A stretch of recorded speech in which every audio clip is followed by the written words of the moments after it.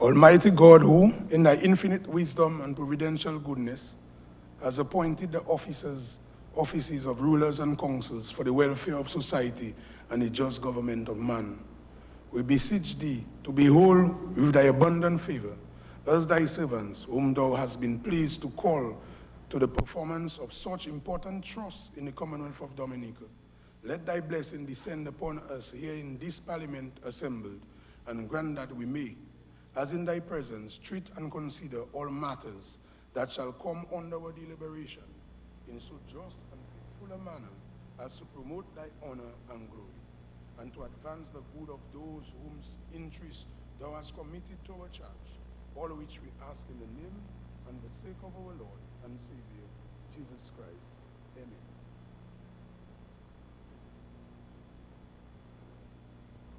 House resumes and debate continues. Yes, I recognize the Honorable Dennis Charles. Please proceed.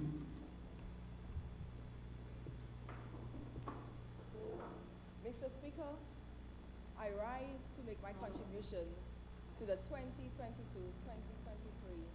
budget debate. Please permit me to refer to my notes. Permission is granted. But before I do so, Mr. Speaker, let me first express our sincere and deepest condolences to my friend and colleague, Dr. King, on the passing of her father. We know that it is never easy to lose a loved one. And Mr. Speaker, despite this challenging time, she is in the house attending to the people's business. Let me pray that the Lord will continue to comfort her and her family and give them strength during their period of mourning. And Mr. Speaker, let me greet my family, my nieces, Taisha Laville and Zendaya Loda, and the youth parliamentarians, especially Rachel Andrew from the Soufriere Constituency, who threatened me to transfer to Roseau Central when she heard the expansive plans the Honorable Spirit had for the city. Mr. Speaker, after listening to the opposition's leader, predictably lame response to the 2022-2023 budget estimate, it is abundantly and categorically clear to the people of Dominica that the only party serious about the advancement of our people and our country is the Dominica Labour Party. Mr. Speaker, this was one of the most progressive budgets presented in this House. And what makes this budget stand out? It is happening at a time when revenues are down, wars are ongoing, and the global climate is full of uncertainties. But this government, despite these global woes, which, as the opposition leader rightly said, is out of our control, is still focused, Mr. Speaker, and still, Senator John Finn, this Roosevelt-Skerrit-led administration is on steroids on its quest to build dynamic Dominica and will not relent until we fully deliver on that promise.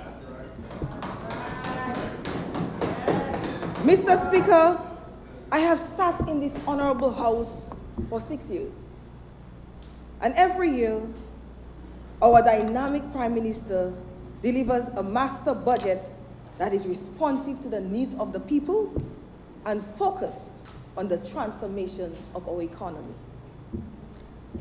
And in those years, Mr. Speaker, I have listened to the leader of the opposition attempt to rebut one masterpiece budget after another. And Mr. Speaker, every year, I try to find something in his remarks that is relevant, something of substance, something that I can say Here is an idea to uplift the lives of our people. Here is something that can be considered by the government to expand the economy. Or here is something that will increase government revenues. Mr. Speaker, alas, alas, what a pity. But there's a saying that goes that you cannot squeeze water out of stone. So, Mr. Speaker, the member for Marigot is happy to let people know that he's the leader of the opposition. And I have a little story that I'll share at another time. But hardly spends time in the House during the most important debate in Parliament. Then, the first 30 minutes of his budget presentation is to lament on what he considers to be an abuse of power by you, Honorable Speaker, when he was not allowed the same time to present his budget, to present his budget rebuttal last year. He referred to the punishment as draconian.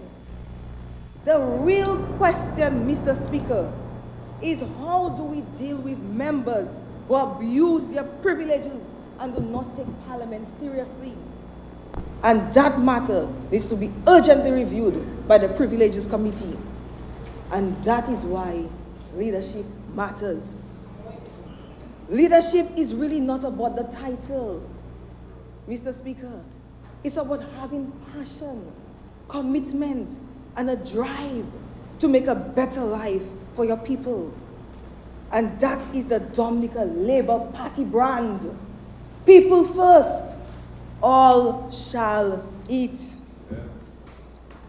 So, Mr. Speaker, the Prime Minister announced in the budget 55 million for agricultural development, focusing on an increase in production of agricultural produce, livestock, horticulture, and fishing, with a clear plan to expand Dominica's market share locally, regionally, and internationally. And the Minister of Agriculture did an excellent job in going into detail about those measures. The opposition leader counter proposal? Nothing. Mr. Speaker, the Prime Minister announced that the government will make available an additional 5 million to Dexia as a revolving fund for the procurement of agricultural produce, meaning that farmers will no longer have to wait 2 or 3 weeks to be paid by Dexia. They'll be paid in a matter of days. The opposition leader responds? Nothing. Mr. Speaker, the Prime Minister announced 5 million to commence the innovative future housing program for young professionals. Mr. Speaker, when I think of the excitement of the young people that I met at the future housing program launch, I can say undoubtedly that it was one of my proudest moments of being in government. And by God's grace, we shall build many homes to give our young people a hands up in life, especially those who made the decision, who made the sacrifice to return or remain in Dominica to build this beautiful country. Mr. Speaker, according to some of the young people on the government's advisory team, the average cost of owning a 3-bedroom home, house and land, is about 500,000. Today, the government is taking on the risk, relieving our young professionals of all the stresses associated with building their homes. And at the end, one receives a key to his or her new home. Instant savings and equity, Mr. Speaker, because of the subsidy. Mr. Speaker, this is a deal of a lifetime for the youth. The opposition leader's response? Nothing. Mr. Speaker, the Prime Minister announced in the budget a 50% reduction in the motor vehicles licenses on public service vehicles and trucks and dumpers available for hire up to July 2023. A savings of $470 to bring some relief to taxi drivers, especially because of the high fuel cost. The opposition leader response? Nothing. And Mr. Speaker, they can laugh because running an economy is a joke to them, Mr. Speaker. It's a joke. But this is serious business. Mr. Speaker, the Prime Minister announced an increase in the number of VAT-free units from 100 kilowatts to 150 of electrical energy provided by Dominica to domestic consumers for billing period, and removal of VAT on fuel surcharge to reduce the cost of electricity. We all know how people have been bawling of the increase in electricity prices recently. I know my friend Pamela Delstrom from Galio is very happy about this measure. The opposition leader's response. He said that we should make the measure retroactive, as if government is holding VAT revenues in a savings account or fixed deposits. So, Mr. Speaker, I want to ask him, where should we take the money to reimburse? Mr. Speaker, the Prime Minister announced that the government has entered into an agreement for the operation of a medical school, the American Canadian School of Medicine. This is certainly good news for the people of Portsmouth to rekindle steady economic activity in the north. The opposition leader's response? Nothing. He was actually laughing while the Prime Minister was speaking. Mr. Speaker, the Prime Minister announced that the maximum that anyone has to pay for replacement of title is $5,000. Just yesterday, Mr. Speaker, I met some Dominican nationals abroad, who are celebrating their high school reunion in Dominica, Mr. Speaker. And they were asking me about the budget. And I told them about the measure for pleasure craft, and they was like, yes. But Mr. Speaker, when I mentioned the reduction in fees for land title transfers, one of them said, yes, this government is working. And she told her friends that she has 3 lots to transfer. So as of today, as of now, all drinks on her because of the savings she's going to realize because of this measure. The opposition leader's response? Nothing. Mr. Speaker, where are the alternatives? Where are the next best options? I mean, the opposition is well paid in this parliament when one considers the hourly rate based on the hours worked in a year. And nothing? His counter proposal is funds for electoral reform and funds for national security. And I totally agree, Mr. Speaker, that we have to do everything in our power to eradicate child abuse and all forms of abuse from our country. And to curtail crime, I totally agree. But funds are already provided for both in the budget. And my honorable colleague, Minister Blackmore, will respond to that, so I'll leave that for him. And then, Mr. Speaker, he tries to mislead the public on CBI revenues, his favorite subject, like always. To give an impression of missing funds, always up to some voodoo maths, as if these are the days when a former Prime Minister had the checkbook of the CBI program, also known as the Economic Investment Program, in his back pocket. Mr. Speaker, I am certain if my colleagues want to know and learn about the budget estimates, all the estimates are done for CBI revenues, the FS would be willing to give a class.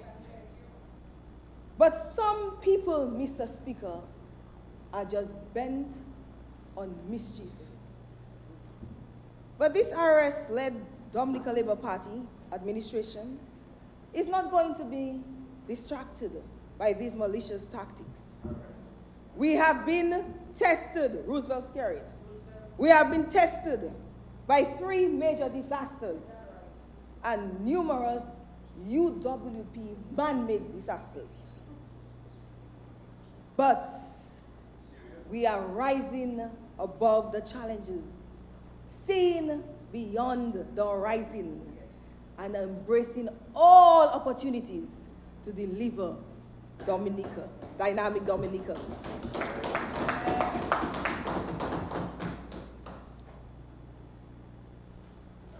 And Mr. Speaker, by the opposition leader's own admission, our debt to GDP was well managed and only started to increase due to successive major disasters: Erica, Maria, and COVID-19.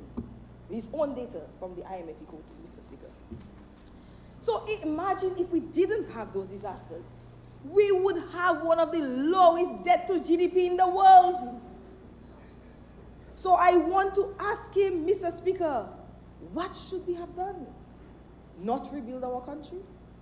Not relocate Petit Savan and Ubik? That's right. Stop the pensions to seniors? Stop the housing revolution? Don't rebuild our infrastructure? Or cancel the NEP? Stop prioritizing health and safety during a pandemic? Or stop sending students to tertiary education, to pursue tertiary education?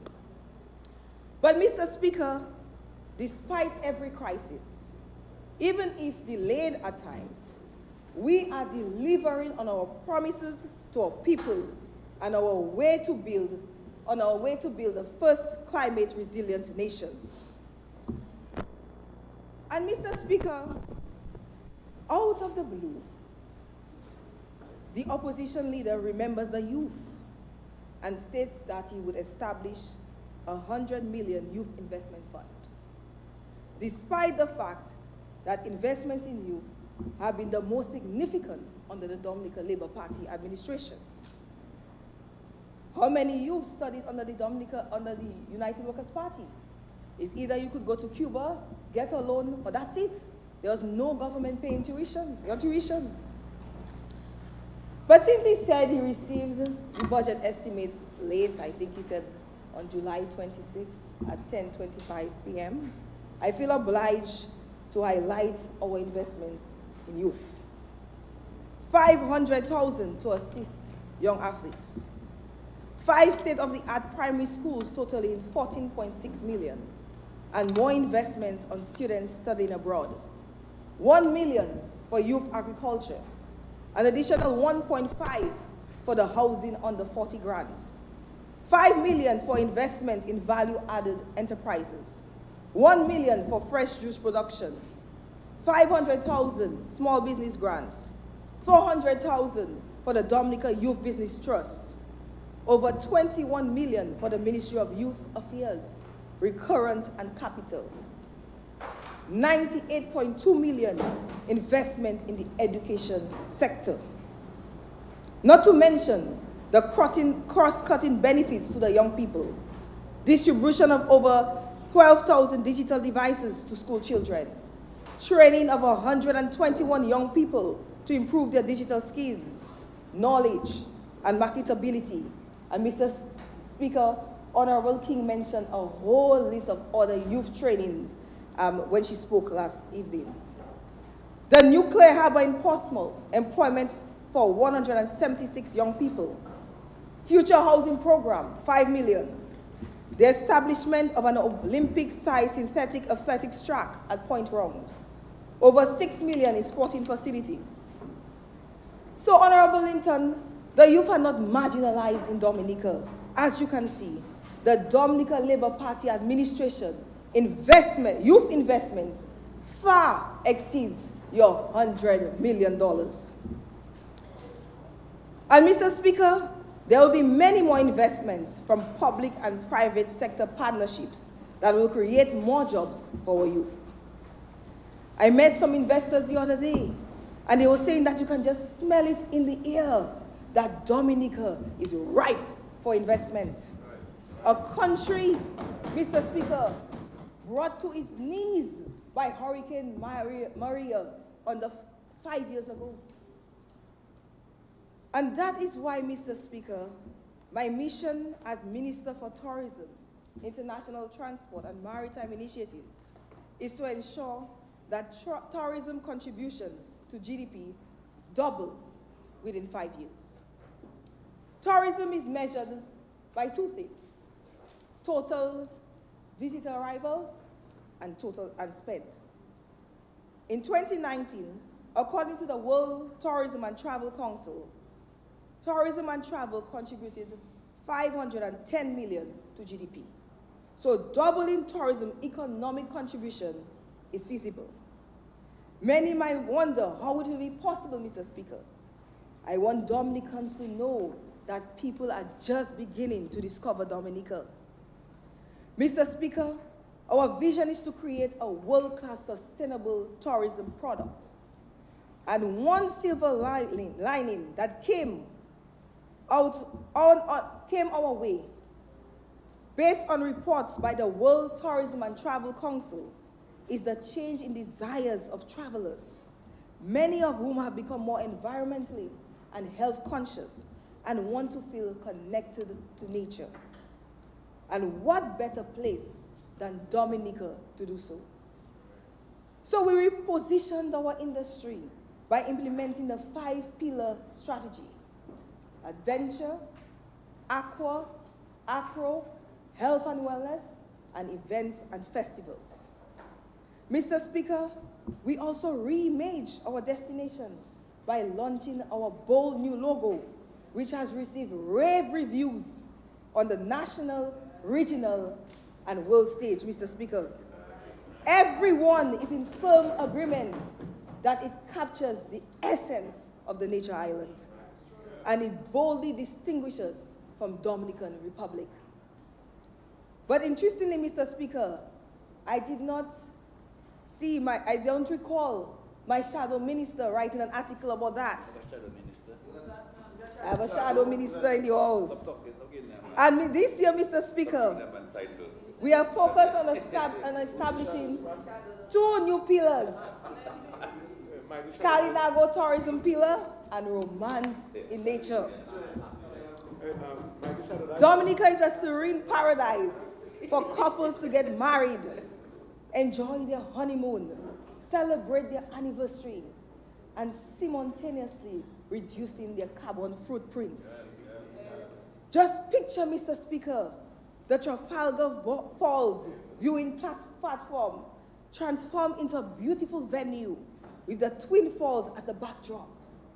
I know my colleague, Dr. Daru, already cited the Canna Heritage Park for his wedding venue, Mr. Speaker.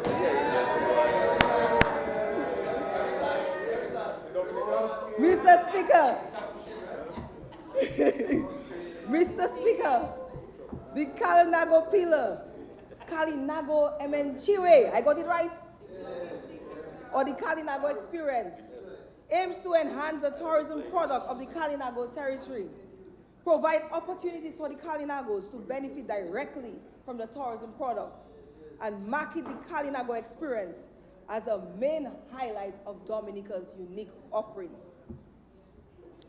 And all these pillars are linked to community tourism, so it means that there'll be direct spillover effects for farmers, fishers, vendors, and manufacturers are going to be evident in all impacted communities, just as Honorable Hippolyte of the economic impact of the Eggleston Girodale National Flower Show, Mr. Speaker.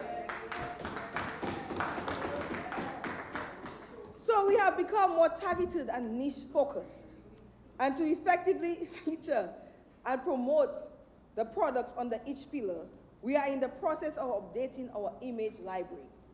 Surveys have shown that visitors have been more responsive to our images of dive, cuisine, and health and wellness. So we'll be expanding our image library in these niches and our new pillars. Mr. Speaker, we had an open call for models, and over 100 people applied. So I'm looking forward to the launch of that project. So for example, Mr. Speaker, under the agro-tourism pillar, one should expect to see farm tours, culinary tours, agro-processing tours, and more. Mr. Speaker, we also reviewed and streamlined our source market representation. We moved from 6 to 4 source market agents so that our campaigns will go after the right people. One for US and Canada, one for the French West Indies, one for the Caribbean, and one for the rest of the world. Mr. Speaker, the French West Indies is a critical source market for us, as 44% of visitors to Dominica in 2019 came from Martinique and Guadeloupe. So we are finalizing our selection of a new agent, so hopefully, because of the relaxation of COVID protocols, we can begin to rebound much faster. In the US source market, we average about 17,500 visitors annually. This year and onwards, because of the direct service, we have set a target of 70,000 visitors from the US. Through June, we have received 23% more visitors from the US, surpassing the same period in 2019.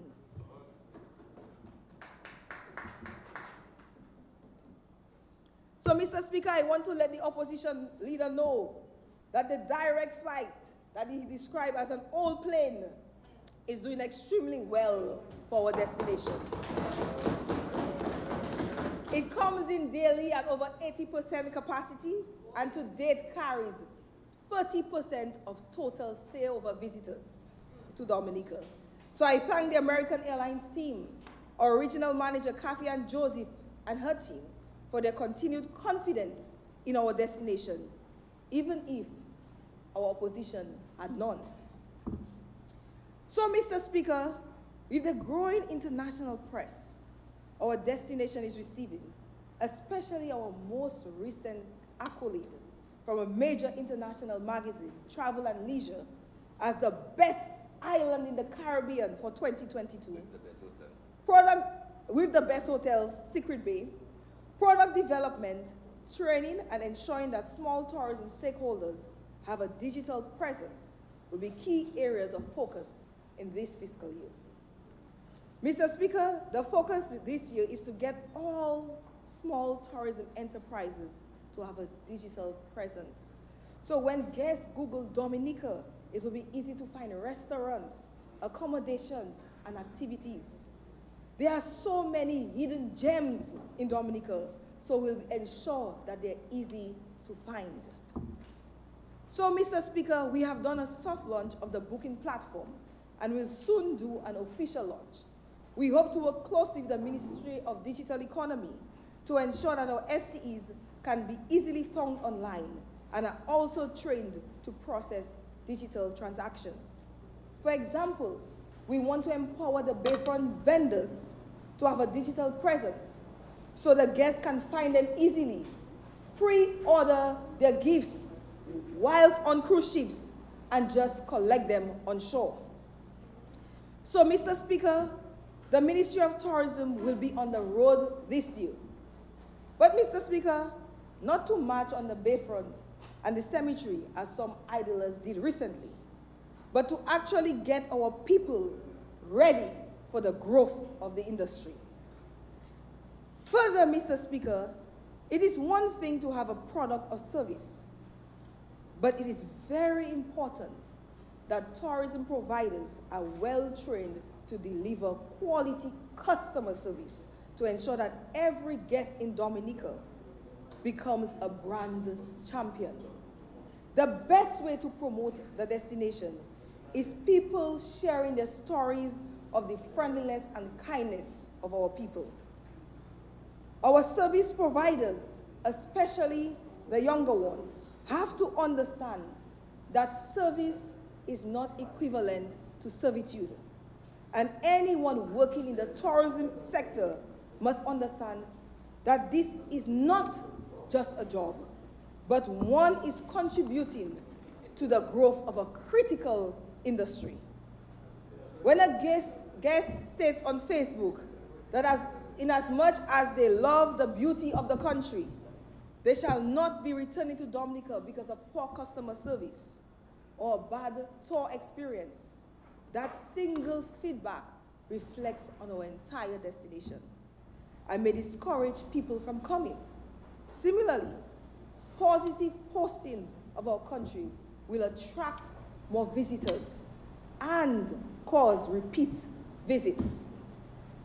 Mr. Speaker, I was talking to the general manager of Kempinski Resort and Spa, and she's already having many repeat visitors, Mr. Speaker, and she says to me that they are all so excited about Dominica and say that the videos and pics that they saw online do not do justice to the beauty of the nature isle. So, Mr. Speaker, we are focused on ensuring that we establish certified training programs. I must commend GEMS Holding on the launch of their GEMS Foundation and Hospitality School, and Sam Raphael and Jungle Bay for his numerous trainings for our young people. Mr. Speaker, there will be a large focus on training in this financial period. So we are very pleased that $500,000 has been allocated to establish a hospitality institute. Also, we will be partnering with the Ministry of Youth to address critical training needs in specific subject areas of the industry. The first of these will be mixology training in August. And Mr. Speaker, we believe that these investments will certainly keep Dominica the most talked about destination in our region. Mr. Speaker, we recently signed off on our new North American sauce market agent, and after their first familiarization trip, they couldn't stop talking about our sites, beauty, people, and stories of Dominica. They have coined the new U.S. campaign theme, distinctly Dominica, luxury in our nature, or the luxury of nature. So, Mr. Speaker, imagine when we commence the cable car project. This single project has the potential to create 500 temporary jobs and 100 permanent jobs after construction, with an investment of $148.5 million, Mr. Speaker.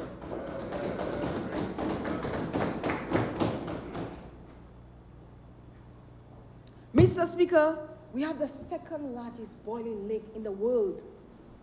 We should be able to use this gem to promote our destination, Mr. Speaker. There are many of us who would love to go to the destination to see the boiling lake. But because we are of health challenges or other challenges, we cannot hike for 6 hours, Mr. Speaker. So, Mr. Speaker, there are families who would love to take their children to the boiling lake. And I bet people with disabilities would love to have the opportunity to see the boiling lake, Mr. Speaker. Cruise ship passengers will now be able to visit this wonder and will no doubt want to return.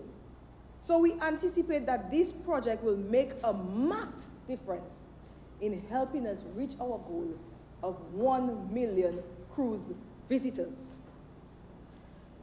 Mr. Speaker, our cruise tourism rebounded nicely in 2021-2022 fiscal year.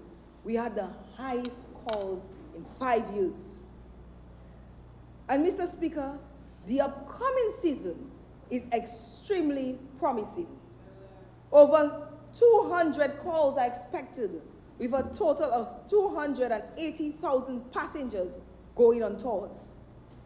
I must say, our taxi, tour operators, and vendors had a great season, and we look forward to working with them for the upcoming season. I just want to signal a warning to them. keeping the standards, structure, and discipline we practiced over the last 2 years is critical to ensure a win-win relationship with cruise lines.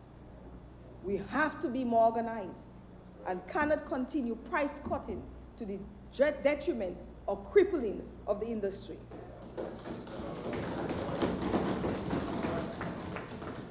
Mr. Speaker, visitors on tour experiences are also very important. So I am pleased, Mr. Speaker, with the measure to upgrade coaster buses. And I encourage our taxi tour operators to take advantage of this special facility of 1.5 million at the Aid Bank. The terms will be favorable. Mr. Speaker, feedback from tours are critical in a cruise line's decision to book a destination. So I was elated that the Disney Fantasy made their inaugural call to Dominica, Mr. Speaker. And Mr. Speaker, it brought back so many childhood memories of Mickey and Minnie, Mr. Speaker. I was so excited. I was feeling like a big kid again. We ensured that they received the true Dominica welcome. Dance, music, silk walkers. It was like a mini carnival. And they felt right at home. Out of the 3,146 passengers, 95% disembarked to enjoy the activities. And 46% went on tours. So imagine the buzz in the city when the Honorable Pilot for Rosso, Honorable Medicinal Skerrit, transformed the city with all our wonderful and innovative plans. It shall be this city in the region. So, Mr. Speaker, Minister Douglas did not want to let the cat out of the bag. Mr. Speaker, he just didn't want to let it go. But Mr. Speaker, I am pleased to report that in this year's budget estimates, drum roll,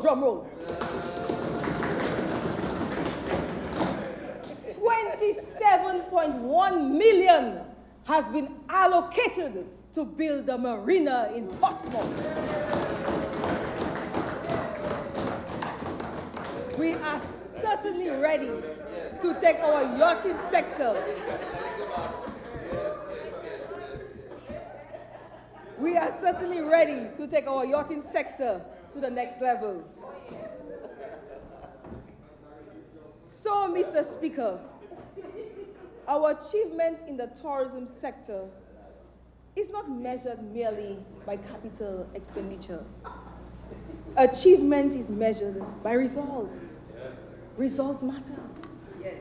So the people of Dominica can clearly see, Mr. Speaker, in spite of the grave concern expressed by the leader of the opposition, let me assure you that tourism is thriving and will continue to thrive under the Dominica Labour Party administration. In 2021-2022, we tripled stay-over visitors over the last fiscal year, established same-day connections on Silver, Inter-Caribbean, and Windmere, thereby facilitating the bookings of flights on the booking platforms of JetBlue, Delta, United, and British Airways. Commenced new services with Caribbean Airlines to offer connections with Virgin through Barbados and direct flights from Port of Spain, Trinidad. We launched bold new campaigns in Florida, and many of you saw the billboards in the Miami airport.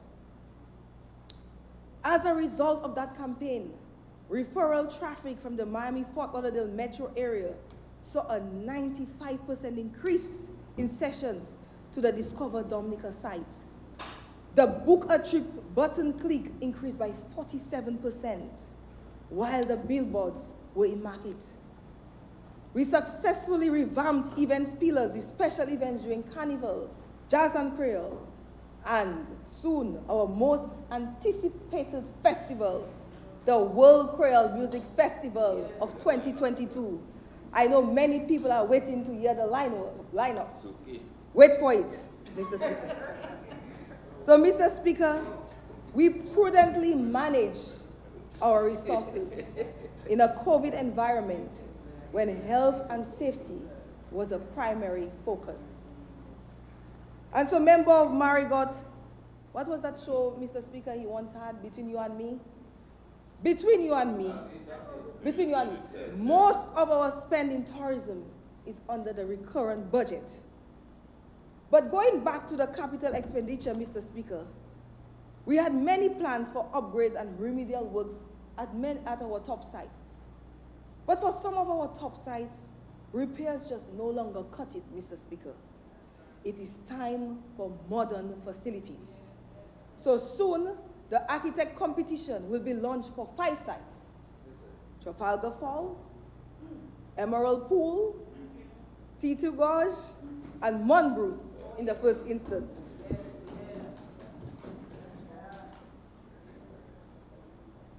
Mr. Speaker, one of our most demanded products in Dominica is the Whitey Kubuli National Trail. We are all aware of the havoc that Hurricane Maria caused on that trail, but I'm happy that the Cabinet has approved the contract for the audit and restoration of our national trail, and the establishment of a task force for the National Site and Trail Authority to develop the policy for management of all our sites.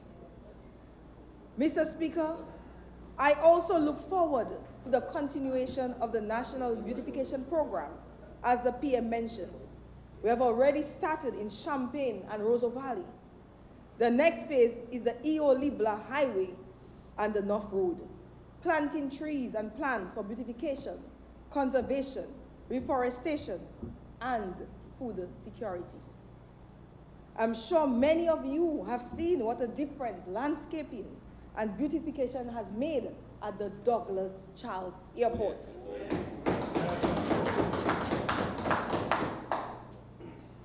So I want to encourage all parliamentarians, instead of spending hours on Facebook or on Q, spreading negative energy, to roll up their sleeves and lead the beautification campaigns in their respective constituencies. And Mr. Speaker, I am warning those who like to indiscriminately dump garbage. We are reviewing legislation because, in my personal view, and that is my opinion, anyone found dumping rubbish on the road and just leaving derelict vehicles on the road side should be fined no less than $10,000. Public education and campaigns will continue, but every Dominican must make a concerted effort to keep our country clean and beautiful. And if people want to disregard our laws, they must pay.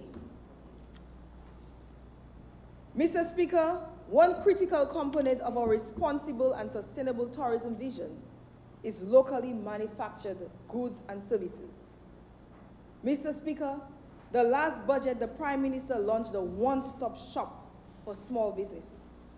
I must report that over the last fiscal year, the Small Business Support Unit remained one of government's pillars of strength, providing ongoing support to SME sector. So what's happening in the Small Business Unit, Mr. Speaker? We have gone digital. New website, Small Business Support Unit online appointment system, MSC live chat, in addition to traditional forms of contact. Last fiscal year, we provided technical support to over 500 clients, trained 81 beneficiaries in subject areas such as business planning, business legalities, customer service, accounting, marketing, financial planning, product standards and testing, sales and negotiations, export marketing, and business continuity plan, which is very important in terms of when a disaster occurs. 142 small businesses received over $1 million in grants. Of this amount, 22 were funded by the UNDP Future Tourism Program, and I want to thank the UNDP for their partnership. We created the value-added product catalog in collaboration with the Ministry of Blue and Green Economy. The first edition of this catalog is meant to promote all products which can be derived from coconuts. For the new fiscal year, a keen focus will be placed on transforming the MSA sector. That is a targeted approach to ensure that our work at the Small Business Support Unit results in the graduation of micro businesses to small and small businesses to medium. We want to grow business ideas into viable startups, bring our cottage-level businesses to the shelves of major supermarkets, and make our small business products export ready.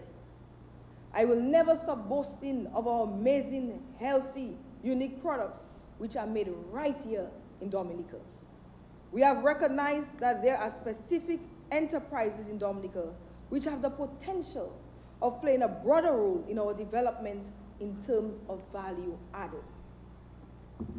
Therefore, the $6 million in this budget is allocated to support enterprises which have value-added products.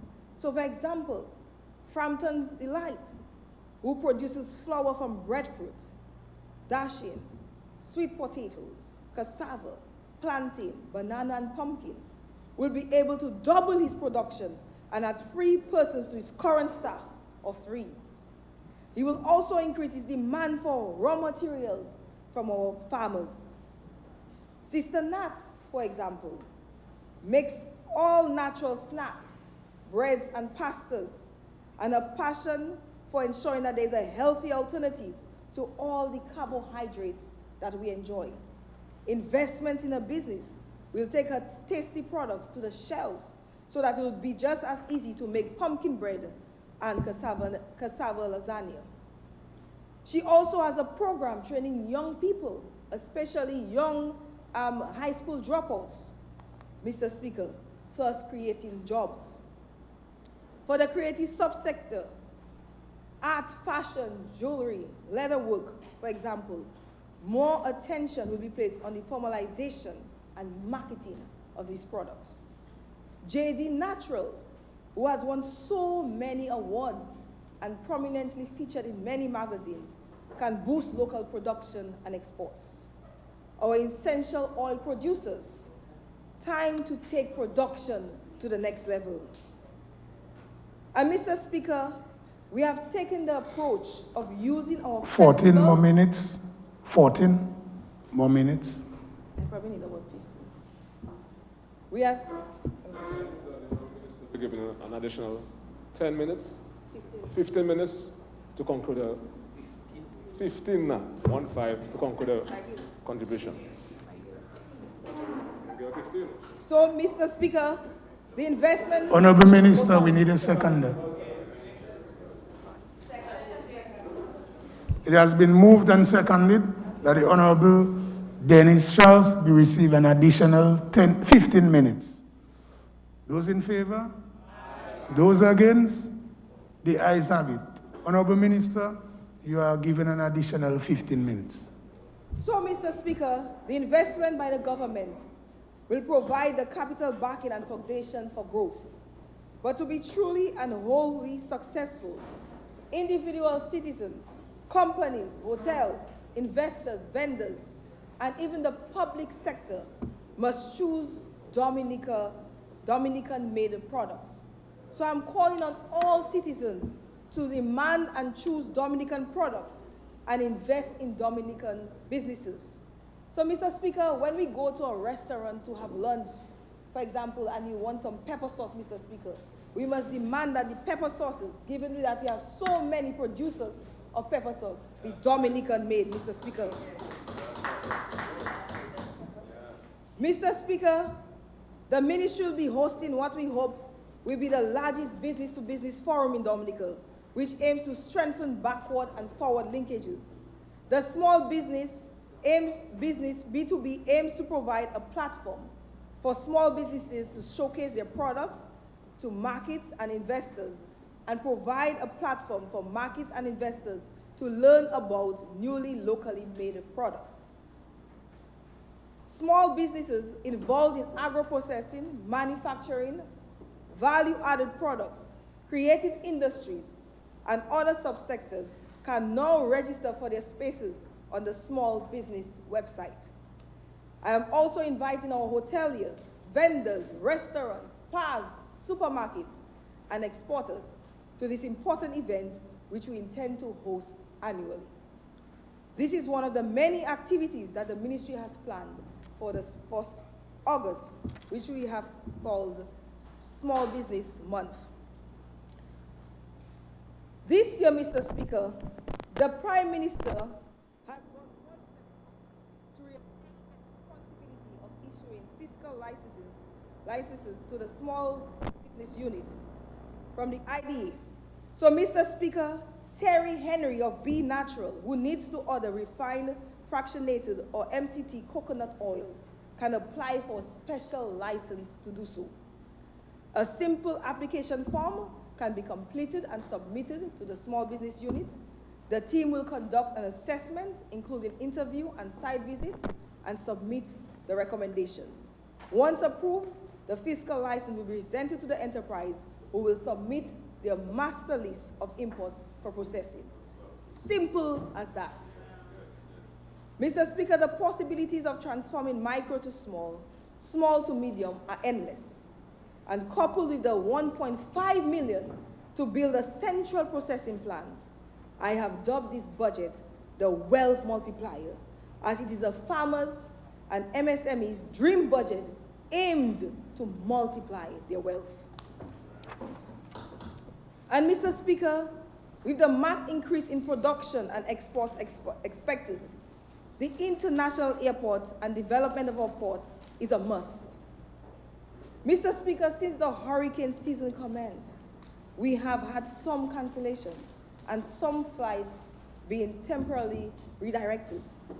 So whilst we are considering measures to reduce these occurrences, it further highlights that the international airport is not a want, Mr. Speaker, but a need. So, Mr. Speaker, I am kindly asking the opposition to end this debate on the international airport. Let's not waste time on which site is or was the best. Reports have shown that this UWB site would have been a glorified version of the Douglas Charles Airport, Mr. Speaker, with twists and turns. It is not me, Mr. Speaker, who is saying so. It's the reports by the experts. This new site has a clear, precise, and unobstructed path for landing. It will fully meet the ICAO standard of 95% usability with full instrument landing capability. But really, Mr. Speaker, this isn't about UWP or the Dominica Labour Party. This is about Dominica and having the safest site for airlines to operate. So let's not come to the house and act as aviation experts. Let's stay in our lane. The Eastern Caribbean Civil Aviation Authority and the International Civil Aviation Authority have already given us thumbs up on our master plan. What we all should do now is promote our country and our CBI program so we can raise all the funds needed to build the international airport. And Mr. Speaker, the airport runway is not 10,000 feet. It is 9,350 feet. It is being built for aircraft as large as the Boeing 777 or Airbus A350 to land. So the Airbus A220-100, Mr. Speaker, which is in limited supply. Let me just inform the opposition leader. It is in limited supply based on the Airbus June 2022 report that the A220-100 aircrafts on order, 104, deliveries 55. But Mr. Speaker, it will still be able to land. as well as the larger aircrafts. This is one project that should be bipartisan. One project, Mr. Speaker, that we should unify on. It shall benefit all of us. So stop the negativity on this critical and transformational international airport project. Please, please. In the meantime, Mr. Speaker, to improve guest experiences and safety at our ports, we have done the following. Open the executive lounge at the Douglas Charles Airport, increase seating space within the terminal by 50%. Now we can safely accommodate 150 passengers in the departure lounge. We started an X-ray scanning by customs and DASPA officials before cargo is transferred to designated storage area. Rehabilitated sections of the Roseau Ferry Terminal. Rehabilitated the Rosa cruise ship berth reception area. Procured a new non-directional beacon for Douglas Charles and a new distance measuring equipment, DME, a total cost of EC 1.2 million. The non-directional beacon is a radio transmitter used as a navigational aid. It emits a signal and points to a path that an aircraft can follow with predefined routes to complete a flight plan. The distance measuring equipment will be used to calculate the distance between the aircraft and ground station. Both pieces of equipment are critical for improving safety and the confidence of pilots, and therefore reduce cancellations. They should be installed by September 2022. So, Mr. Speaker, as you can see, this government is getting things done. The only balling taking place right now is that people cannot believe that Senator John Finn requested compensation for her inconvenience because of the Bois Diab road project.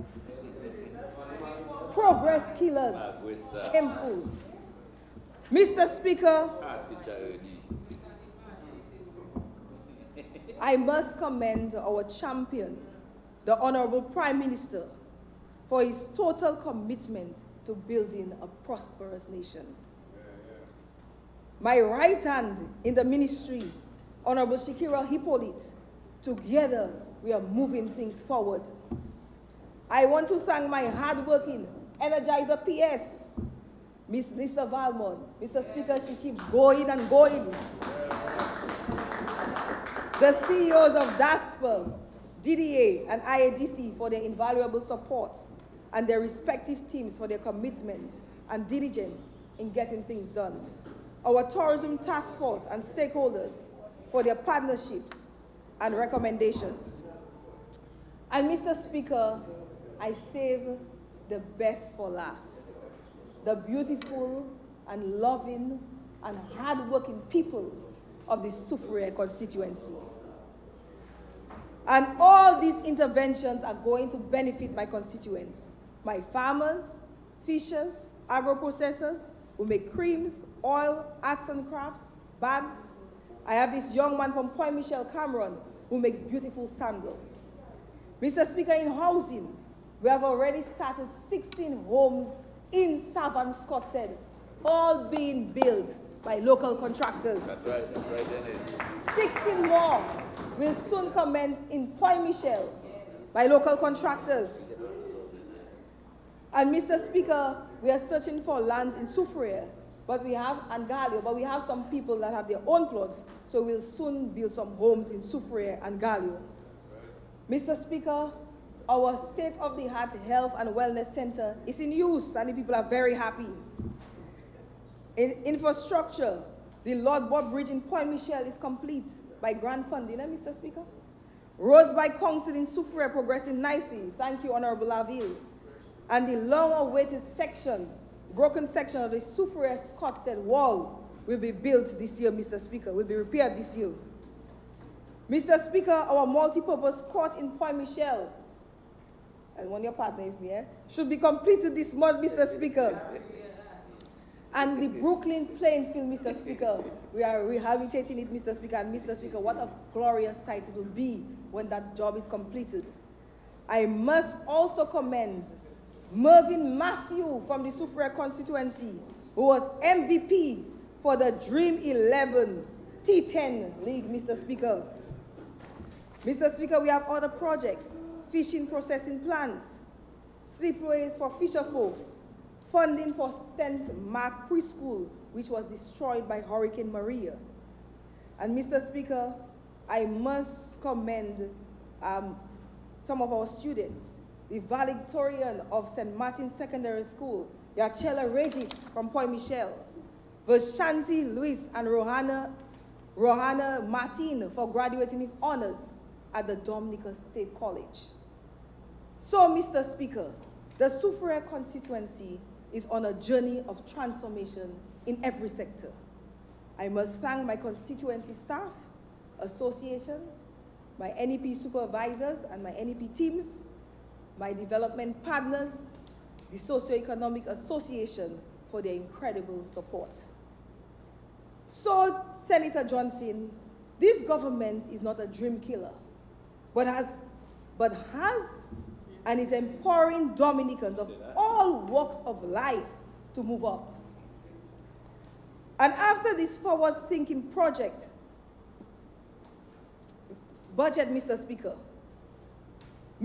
I see many Dominican national broads wanting to return home to invest and live. So, Senator John Finn, even if it is your greatest desire, because you dislike this government so much, Dominica shall never become a wealthier state in this region. Dominica is on a rise to her greatest days. In seasons like this, according to the Bible, the goats will be separated from the sheep. They have already been separated. Those who want to progress and those who want to talk about progress. Those who want to build and those who want to destroy. Those who want to produce and those who do not want to work.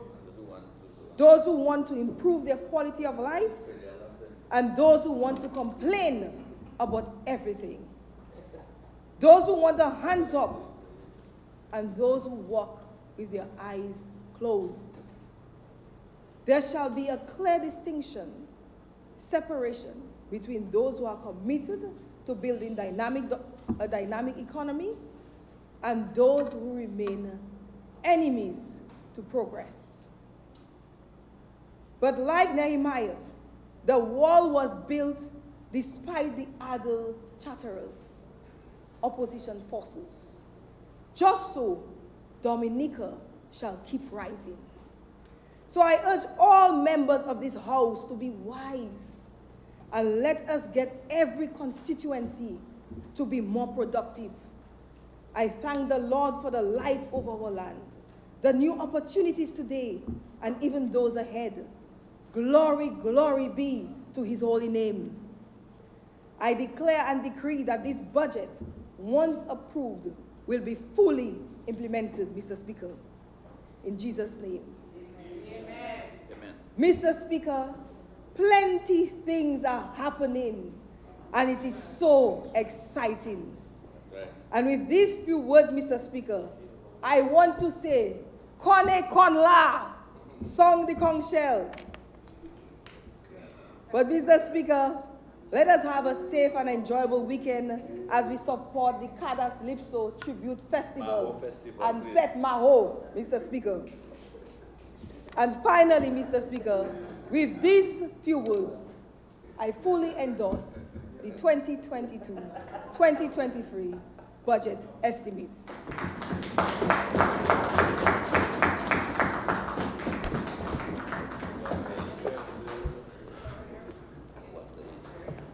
Yes, I recognize the Honorable Attorney General. Proceed. Thank you, Mr. Speaker. Mr. Speaker, I support the 2022-2023 budget, and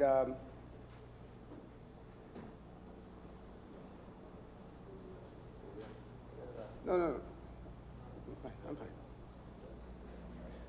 Mr. Speaker, I support the 2022-2023 budget, and I shall make a short contribution to this debate.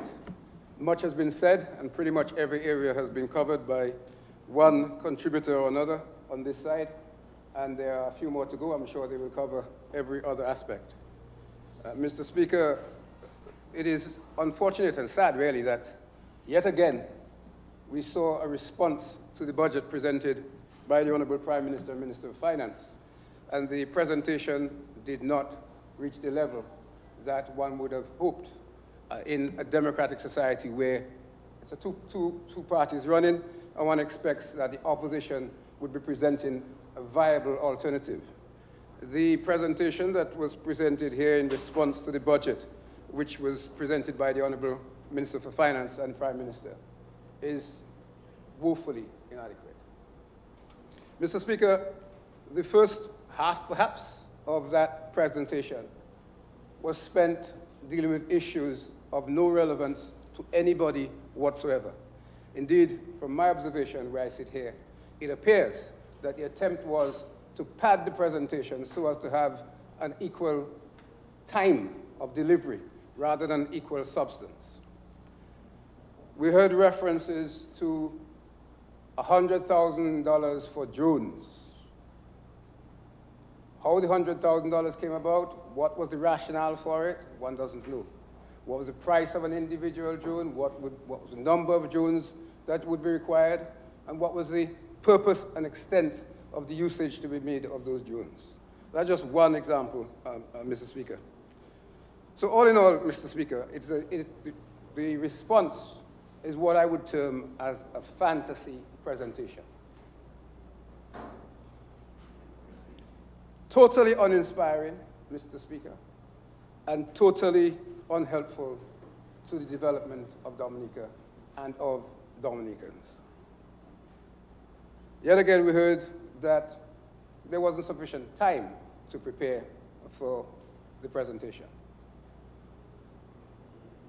Mr. Speaker, I think every budget that I have been in this House, I have heard that or similar excuse given.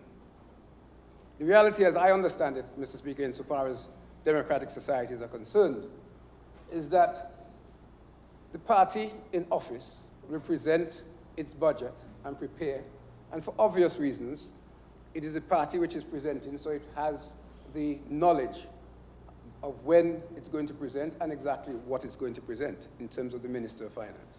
That's obvious, that's a given. What I understand is expected of the other side, or the opposition, is that it presents its alternative budget. So it's irrespective of what the Minister of Finance, in this instance the Prime Minister, but it could be any minister that he should choose, irrespective of what the minister who presents the budget gets up to say.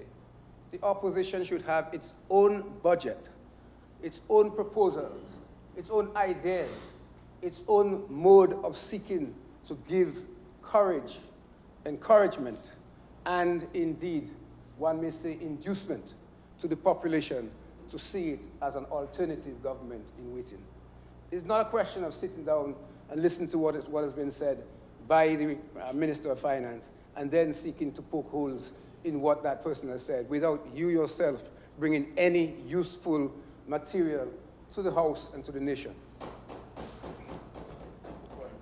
So, Mr. Speaker, I think in terms of that, what I will term introduction, that's perhaps enough to be said. There's been a lot said already about it, and I'm sure more will be said. But during the course of the various presentations, in particular from the opposite side, Mr. Speaker, certain key elements that I consider I should probably address arose. One is the issue of child abuse. Well, of course, Mr. Speaker, child abuse and the concern about child abuse is not a monopoly of the opposition. We all, I would hope, in this honorable House are concerned about child abuse, and indeed every type of abuse. But this side of the House, this government, has gone beyond just speaking, Mr. Speaker, and has taken action. In 2016, this government, as a result of its concern, enacted significant amendments to the Sexual Offences Act. taking account of concerns about child abuse and other forms of sexual impropriety. Sweeping amendments, I would say, Mr. Speaker, which had far-reaching implications. And I'm sure that the minister dealing with that particular portfolio will elaborate in due course. But, Mr. Speaker, I keep hearing people talking about legislation. Dominica has an abundance of legislation in virtually every area that you can think of.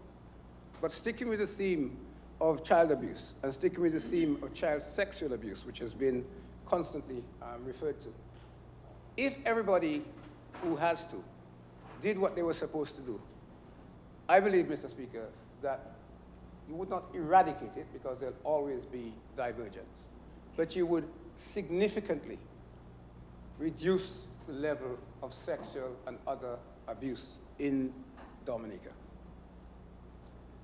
In particular, Mr. Speaker, the particular amendments that I just referred to introduced mandatory reporting, a provision, Section 31A of the Act, whereby parents and people in loco parentis, those who are in a parental position as regards minors, those who work in the medical services, nurses, doctors, etc., have a legal obligation to report any suspected case of child sex abuse.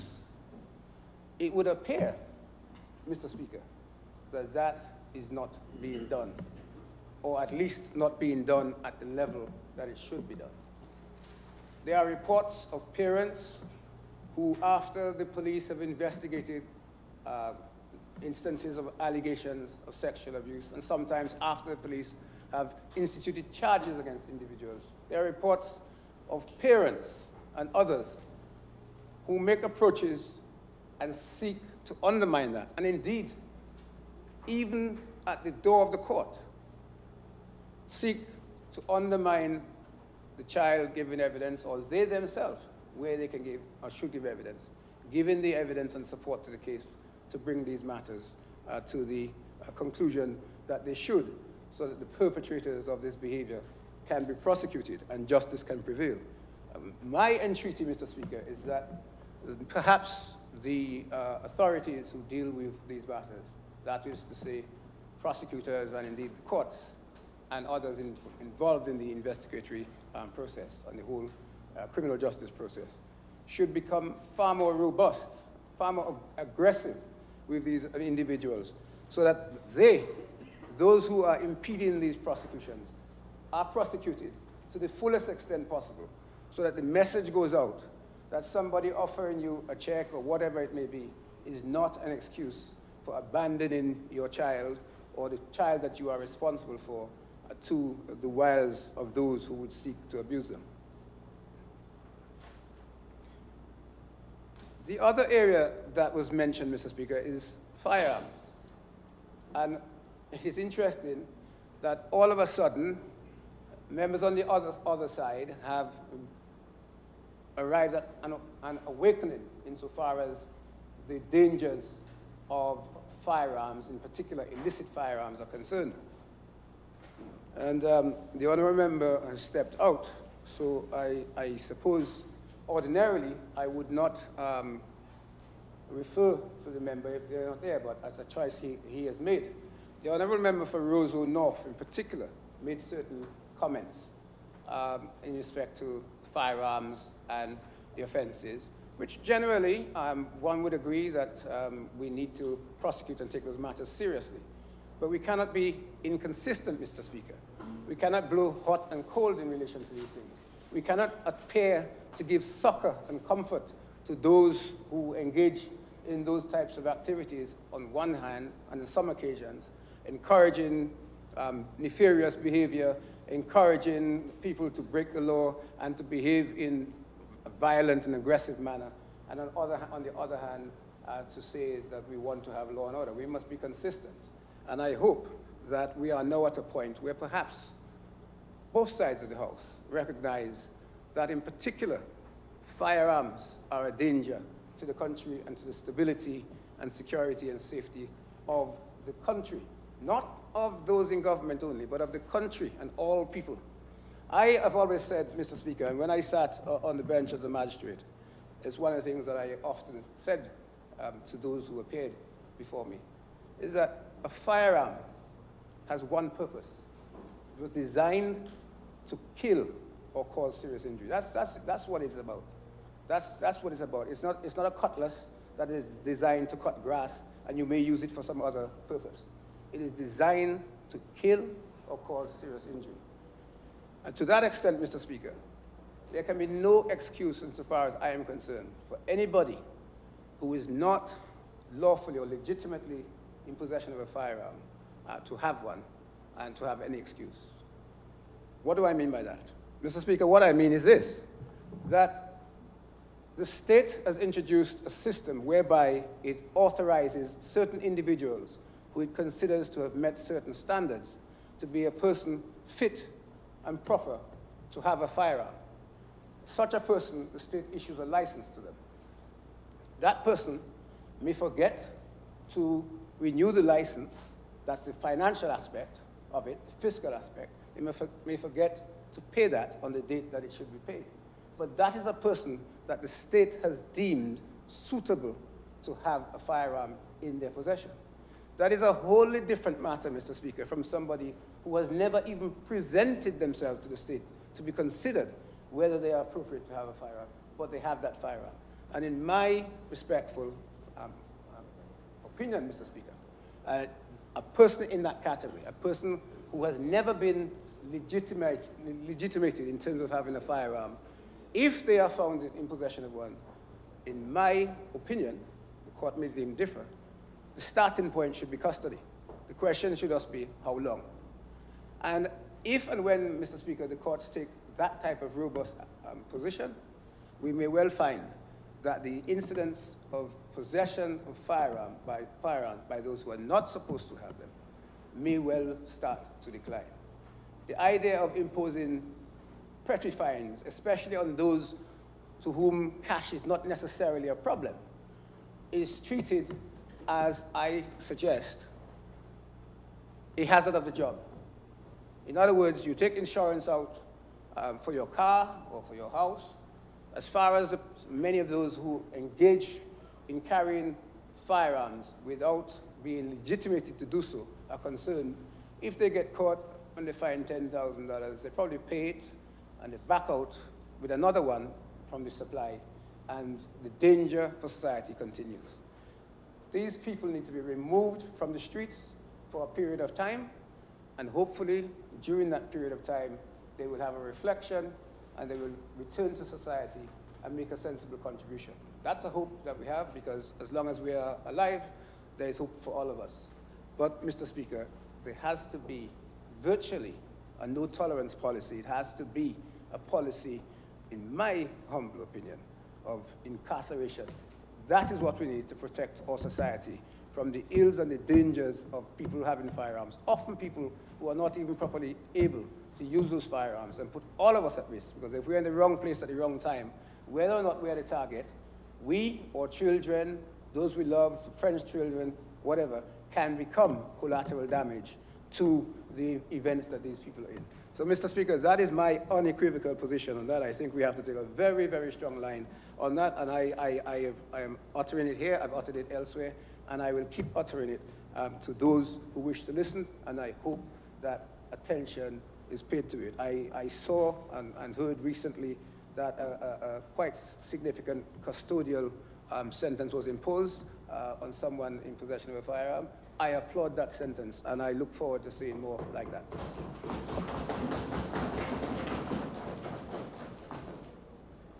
Mr. Speaker, we cannot either escape the fact that society as a whole has a responsibility. And Mr. Speaker, it is not enough for us to shirk our responsibility as citizens and put all of it on the police, the prosecution, the courts, to do our job for us. We have to take our responsibility seriously. That involves us giving support to those around us, in particular young people, where we can, to encourage them in the right way, give them advice, give them support. And also, Mr. Speaker, we have to, where necessary, assist the police to take necessary action to remove people who are a danger to society and our peace and tranquility and our enjoyment of the society from the streets.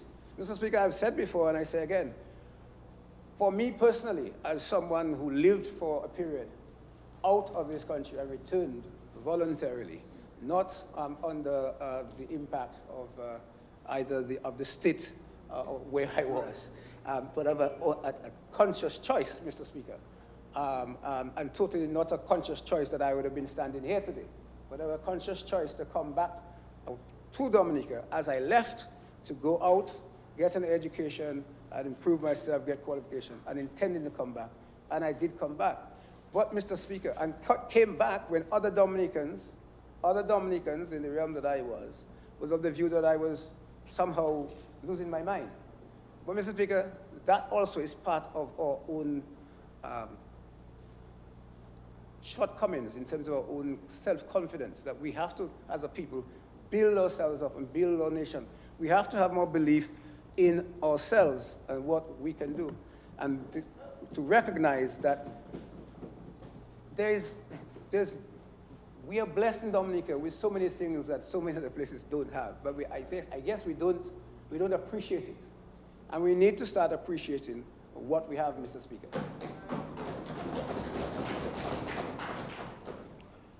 We have the beauty, we have a level of tranquility. And Mr. Speaker, that's how I ended up where I am speaking at this point now.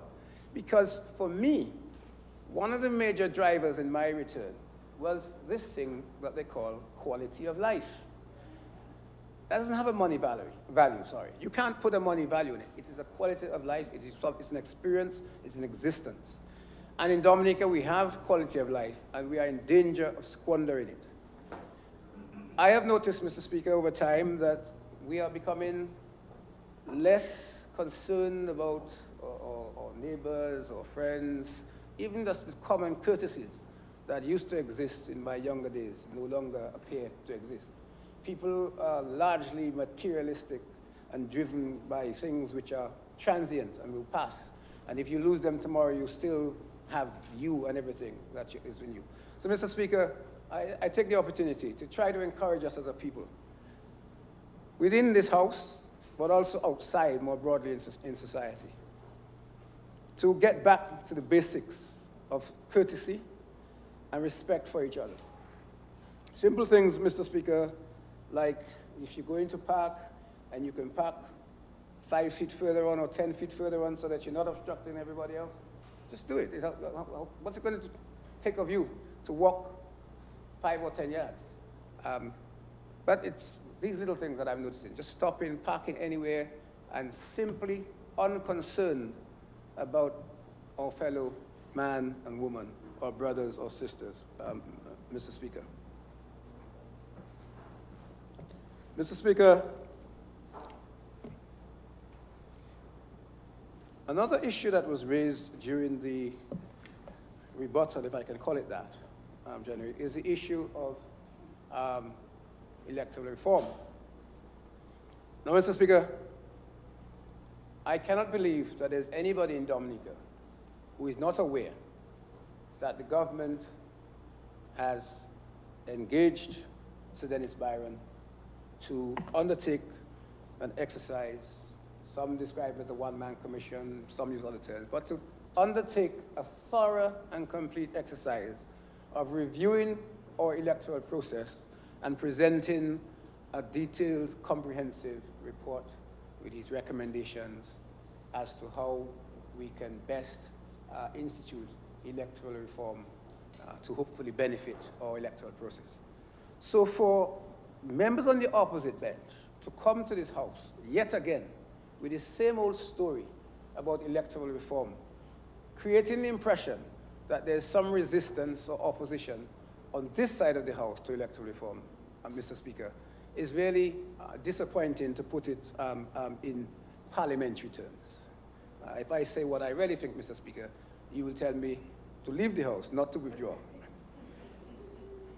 Mr. Speaker, I'm particularly concerned because I'm well aware of the amount of effort that went into trying to draft legislation to bring about the very same electoral reform that they claim to want on more than one occasion, Mr. Speaker. And I can recall the last occasion when we got right up to the door. We were in this house, Mr. Speaker, with draft legislation, which had been tabled and was just ready to be debated. And what did they do?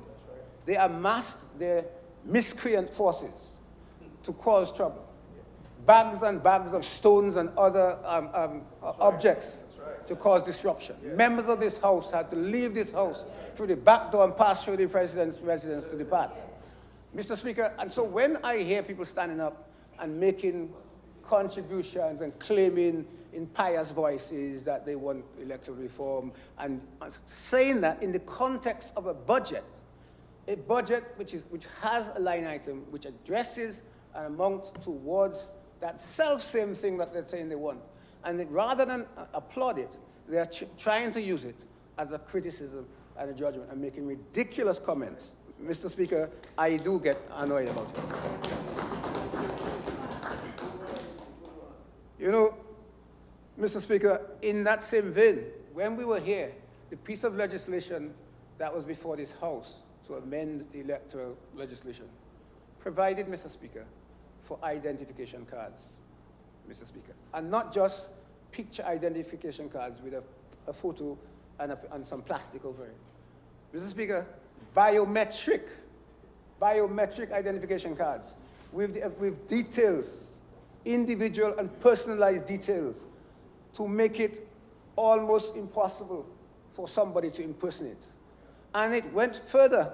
It was providing that that was to be a mandatory requirement to be produced by everybody entering the polling booth, unless, or maybe there were 2 or 3 exceptions, which were in very good place. Somebody who hadn't received a card, or 1 or 2 others. So essentially, it was a mandatory requirement unless you fell within the few exceptions that were provided for. It also provided, Mr. Speaker, for the first time, and to a greater extent than before, for there to be effectively an enumeration, for officers to be appointed to go out into the community and basically do an exercise in identifying people elected to vote, and then there's a corresponding process for others who overseas who were entitled and lawfully to vote to register, so that you would have had, Mr. Speaker, the cleansed list that they claim they want. Mr. Speaker, so far, and it was so complete in providing the necessary requirements, in fact, just for completeness and transparency, the only area that I've heard them talk about now, which seems to be a newer area, it didn't used to get as much attention as they're now giving it, is what they call campaign finance, which they seem not to understand that is a very complicated and intricate issue of finance. And if you bring in campaign finance, I don't know what is going to be said about it, but campaign finance means money must come from somewhere, which means part of it, you either have to say it's come from the Treasury, and so on and so forth. How much do you give and how do you do it? It's not a straightforward issue. That, Mr. Speaker, is the issue that wasn't addressed in that legislation, but all other aspects were addressed. And Mr. Speaker, so much so that the honorable member from Marigot, the leader of the opposition, actually acknowledged on the radio station that he likes to go on, that's Q95, I will say it, he acknowledged in no uncertain terms that the government, these are his words, I'm paraphrasing of course, the government had been trying to introduce legislation to legitimize bribery and cheating. But they have now gone away and they have revised it and they brought back legislation, and this legislation is good for the electoral process. That's what he said. He backtracked after various people gave him pressure on the other side. He backtracked and so on. I can play it, if Mr. Speaker, if you want to have it on my phone. No, I can play it recorded. Yeah? So, Mr. Speaker, the reality is the opposition knows perfectly well that this side of the House has no difficulty with electoral reform. And that this side of the House has taken every reasonable measure that it can take to ensure that we got electoral reform, and is still doing so today. The only blockers, and I await to hear what their response whenever the report comes forward is recommended. The only blockers are the opposition, Mr. Speaker. And the reason, in my humble opinion, they're doing so is because they want to have an issue to keep ringing a bell on, to claim that there is some concern in Dominica insofar as the electoral process is concerned. And Mr. Speaker, that leads me to a comment that's made by our members on the other side. In particular, the Honourable Member for Roseau North, who has scurried off and is not prepared to sit in the House and hear what may be. I would always be gentle with him, Mr. Speaker. I know him for a long time. I knew his brother very well, his deceased brother. Probably was one of the last people to speak to him before he met his untimely demise. So, you know, I will always have a soft spot for him. But, Mr. Speaker, the Honourable Member for Roseau North stood up there, talked about the CCJ, and he chose not merely to bring in the Attorney General, but to bring in somebody, Mr. Speaker, called Levi Peter. So Mr. Speaker, I'm sure you'll permit me, I will not say everything, but I'm sure you'll allow me to say one or two things. Mr. Speaker, the CCJ recently ruled on a matter which let's call the election petition matter in relation to the December 2019 elections. The opposition brought election petitions, as they are entitled to do by law, challenging the results in 10 constituencies. The matter went to the High Court, as it's supposed to do according to the law and the Constitution. The High Court judge heard the matter, and as part of that legal process, applications were made to strike out those petitions because, as with virtually every petition they have filed in their existence, they have failed to meet the standards that are required. Almost every petition, I mean, Mr. Speaker, one election, you file petitions. You know, okay, you don't really understand the thing and so on. You file the petition, you don't quite get it right and so on. Okay, they throw it out. They tell you to throw it out because you're not particularizing sufficiently the allegations that you're making. You come to the next election, you do the same thing, it gets thrown out again. You come to the next one, you do it, it gets thrown out. Don't you learn at some point? And, Mr. Speaker, on this occasion, they took a St. Kitts case with a whole set of allegations. This is my version, and I always hear people say, you know, it's opinion, my opinion, you can say. So everybody else has an opinion, I think I can have one too. Now, my opinion, they took a St. Kitts case called Brantley with a whole set of allegations that was quite successful and decided, okay, we'll try that. And put in all those things and come and file that and brought that in. And what happened? It got struck out. All 10 petitions were struck out in the High Court. Yet again, Mr. Speaker, that's the 2019 election. After how many goes at getting it right? They went to the Court of Appeal as they're entitled to do. Again, applications were made to the Court of Appeal on the basis that they had no right to go to the Court of Appeal based on the law and the Constitution. The Court of Appeal upheld the submissions made on behalf of the respondents, i.e. those on the government side, and the Court of Appeal said it had no jurisdiction, which indeed it had no jurisdiction according to the constitutional law. They took the unusual step of going to the CCJ, the Caribbean Court of Justice, because ordinarily the approach had been, and the convention and established wisdom was that the Court of Appeal was the end of the road in relation to election petition matters.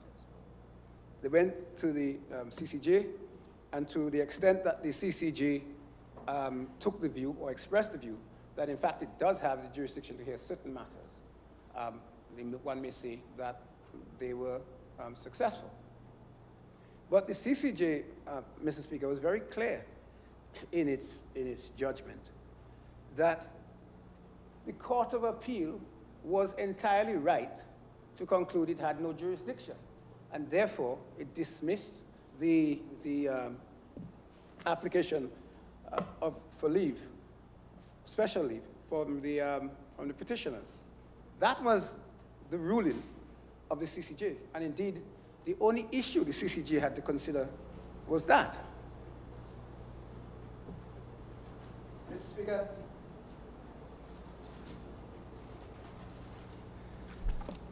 I think it's important because much has been said about this, and the government issued a statement in respect to it, which generated much discussion. The Attorney General also made a statement on DBS, which probably did not garner as much attention.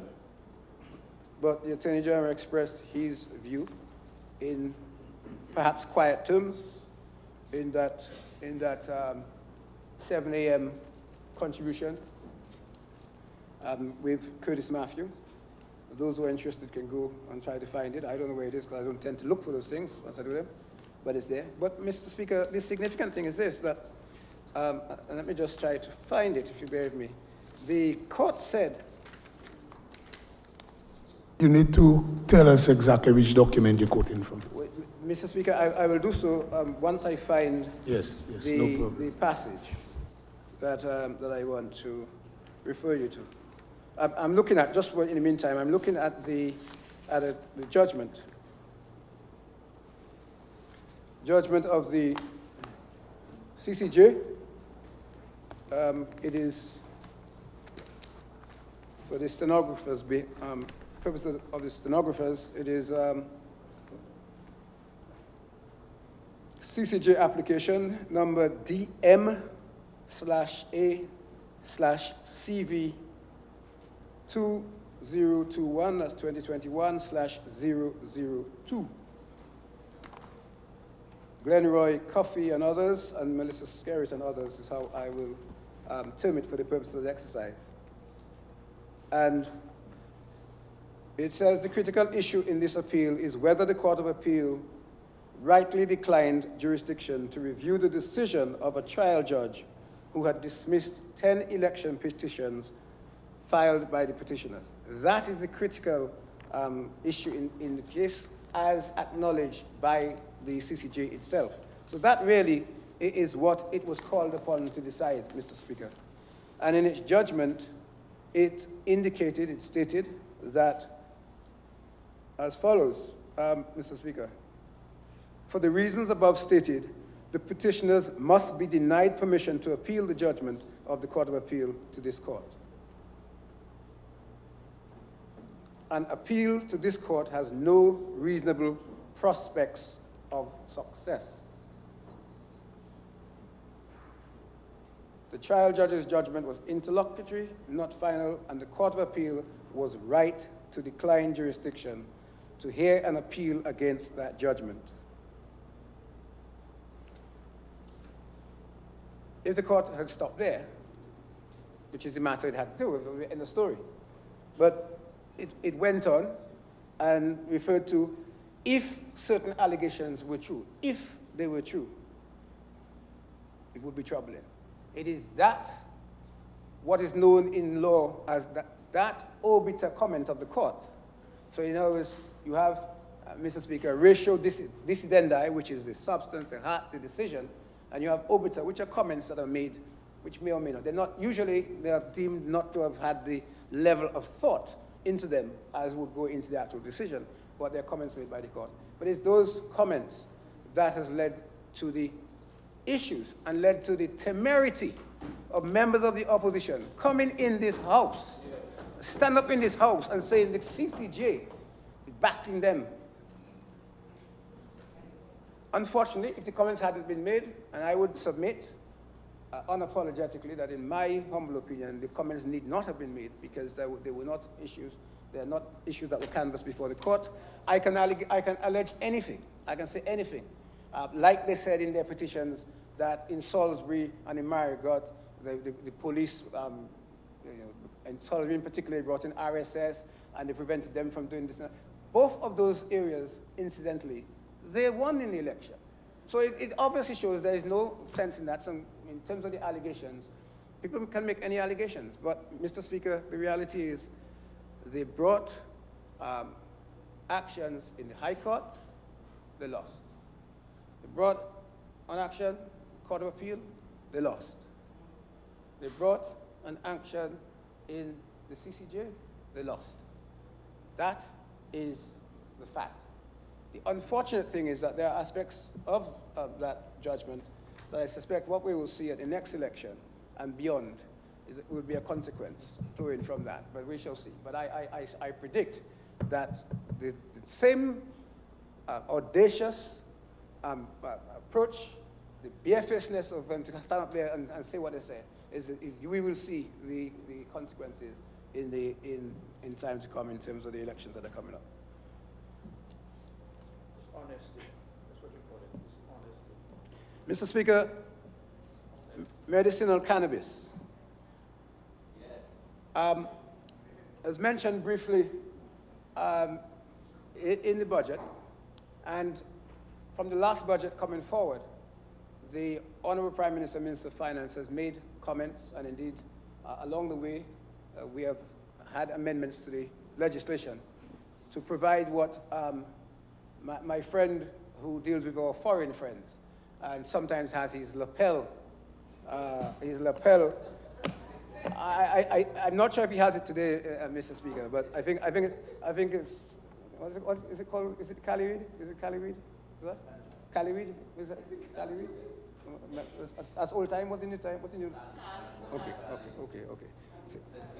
Oh, Sensimilla, okay. So, Mr. Speaker, we get it all the terms here. But Mr. Speaker, the fact is that the reality is that the approach around the world to cannabis is changing.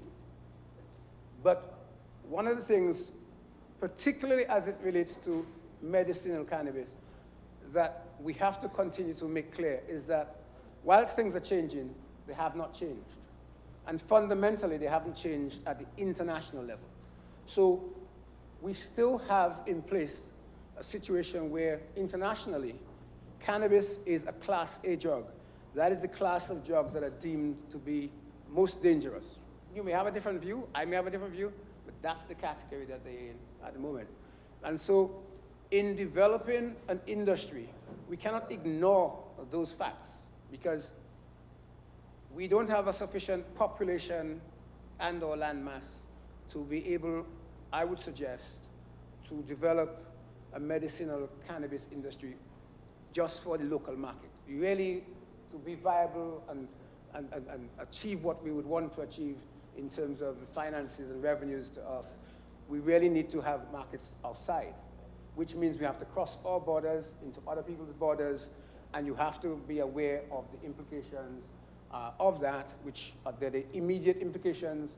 If you cross over into the French territory in terms of their sea space or airspace, and you don't necessarily have the collaborative arrangements, there are consequences. If you go into the American space, and indeed, even if you don't go into the American space, even if we trade within ourselves, within the region, because all of us, I believe, yes, I can say, I think all of us engage our banking substantially through the US. We have relationships with them. That the consequence would be that we would end up having ourselves in a problem position. So it's something that has to be approached with full knowledge of all of the ramifications, all of the areas of difficulty, and you have to engage and smooth out all of those areas so that you can get the product out in the market. You also, Mr. Speaker, it would not and cannot be and will not be able to be just, you just go anyway. There are standards. So to get into that market, there will be, what we are producing, if we get to that stage, would have to be of a certain classification, Yes, and they will have, so there will be a requirement for testing. I suppose since we like to talk about bananas, when we used to ship bananas, they were selectors. They were quite arbitrary. They'd pass their knife there, they'd pass the knife and just cut people's bananas. This will not be quite so arbitrary a process. But maybe the other side of that is because it will be very precise and scientific in terms of the requirements. It will not necessarily be easy to achieve and to maintain, and it will require levels of discipline that we would have to bring about in terms of organization. A further analogy, Mr. Speaker, is if you recall with the banana industry, well, I don't know, those who are old enough will remember when you could carry the bananas, you could wrap them in trash. And I was fine. And then I said, no, you can't use trash because it's whatever, you have to use foam. And then they move on, you couldn't use foam. And then you had to box them. And then you had to use, is it diaphin, the blue plastic on the bananas themselves. And you had to have some facility on the farm after a while to wash and so on. And there were consequences of all of those things for certain people in the industry, because it meant that certain people who didn't have, maybe their holding wasn't big enough or whatever, they would not be able. So I say all of that, Mr. Speaker, to say this, that this is the whole medicinal cannabis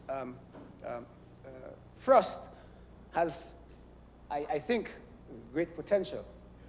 But there are challenges, and we should not expect that it's something that's going to materialize overnight. It's something we have to approach. Obviously, we can't spend all our lifetimes, but we have to approach it recognizing the challenges, and that we're going to have to tire with to try to meet those challenges, Mr. Speaker. And so in that regard, the government has established two committees, subcommittees, a ministerial and a technical subcommittee. And in terms of the technical subcommittee, various stakeholders have been engaged or invited to come on board, and many of them have. There are a few who have not yet engaged, and one hopes that they will. Those who have so far engaged include medical practitioners, people from the private sector, people from the religious sector, people from the youth, from the public officers and others. It's a wide cross-section of society. We have had a couple of meetings, and we're moving forward, and we are being supported by Impact Justice, which is a regional body based at Cave Hill, Barbados, but, and you may have heard the name before. Professor Newton is the coordinator of that program. It's been operating in this region for the past 5 or so years, largely funded by the Canadian government, who have put a substantial amount of monies, several millions, well, tens of millions, into that, and Impact Justice have provided support in many areas across the region, and they are providing very, very useful support by way of involvement of Professor Newton and also some other consultants. So we are actually benefiting from the experience of some of the other jurisdictions that have already gone ahead, like St. Vincent and Jamaica, Antigua, St. Kitts, I believe, and a few others, Trinidad. And Mr. Speaker, I have a document here. That document is a document prepared by Impacts and the consultants, which has in it comparisons of the legislation in a number of the jurisdictions that I've spoken about, and a draft piece of legislation for Dominica, which is something I've just received, so it's something we're going to have to go through to fine-tune it to suit our particular circumstance. But, Mr. Speaker, I say that just to say that work is taking place. We have a lot to do more. Even in terms of meetings, I mean, obviously people are voluntary in terms of that. And, but, Mr. Speaker, the reality is I believe that we are well placed to look into it and seek to allow ourselves to learn from the errors made by some of the jurisdictions that have gone before us, and try to build on that and try to take ourselves forward so that we can have another limb another income stream, another means by which people within the jurisdiction can earn a decent living, but also it's a useful purpose in terms of the medical, or medicinal and other benefits that can be derived from cannabis, Mr. Speaker. So going forward, Mr. Speaker, I think we are taking some action, but going forward, we will have to determine the viability of that industry. We'll have to determine what option we actually take. We will have to, Mr. Speaker, enact the necessary legislation, which, from all I understand and I'm advised, would have to be focused on that industry and sufficiently couched to allow us to avoid the challenges and problems that we could get, that I've referred to earlier. And then, of course, the operationalization of the whole industry. And I think, Mr. Speaker, that it's a challenge, but a challenge that we can rise to. And I look forward in maybe time to come that some greater impact is reflected from this industry in our future national budgets. So, Mr. Speaker, I said all of this, and I say with those few words, I wholeheartedly support the budget.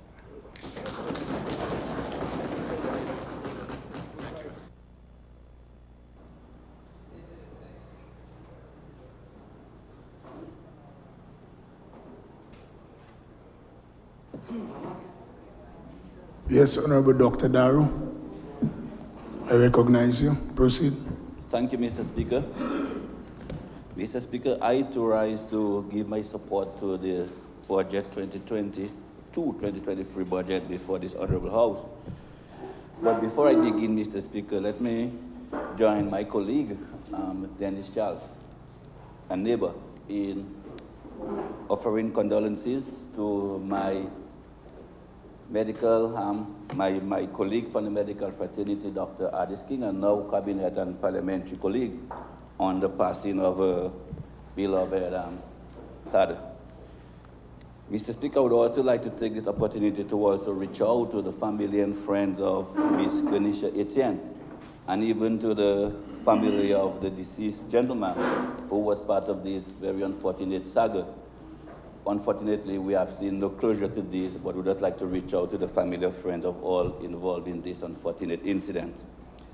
I know that my colleague, Minister for Social Services, Dr. King, and of course the Minister for Justice will soon, later this year, bring a suite of legislation to this Parliament that will see strengthening of our child protection laws and also the dispensing of justice, the strengthening of his police force, and I speak of the Minister of Justice, on increasing the capacity of his force to deal with such matters, Mr. Speaker.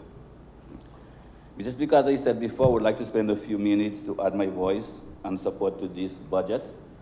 Although, to be honest, there's very little that I can say that haven't been said by my colleagues and speakers before me. I mean, I listened to the eloquence and brilliance of my friend and brother, the Minister of Works, Senator Cassani Laville, and also the passion of the member for the Rosa Central constituency, and of course, always oratory and brilliance of the member for Portsmouth and ministerial neighbor, Honorable Ian Douglas.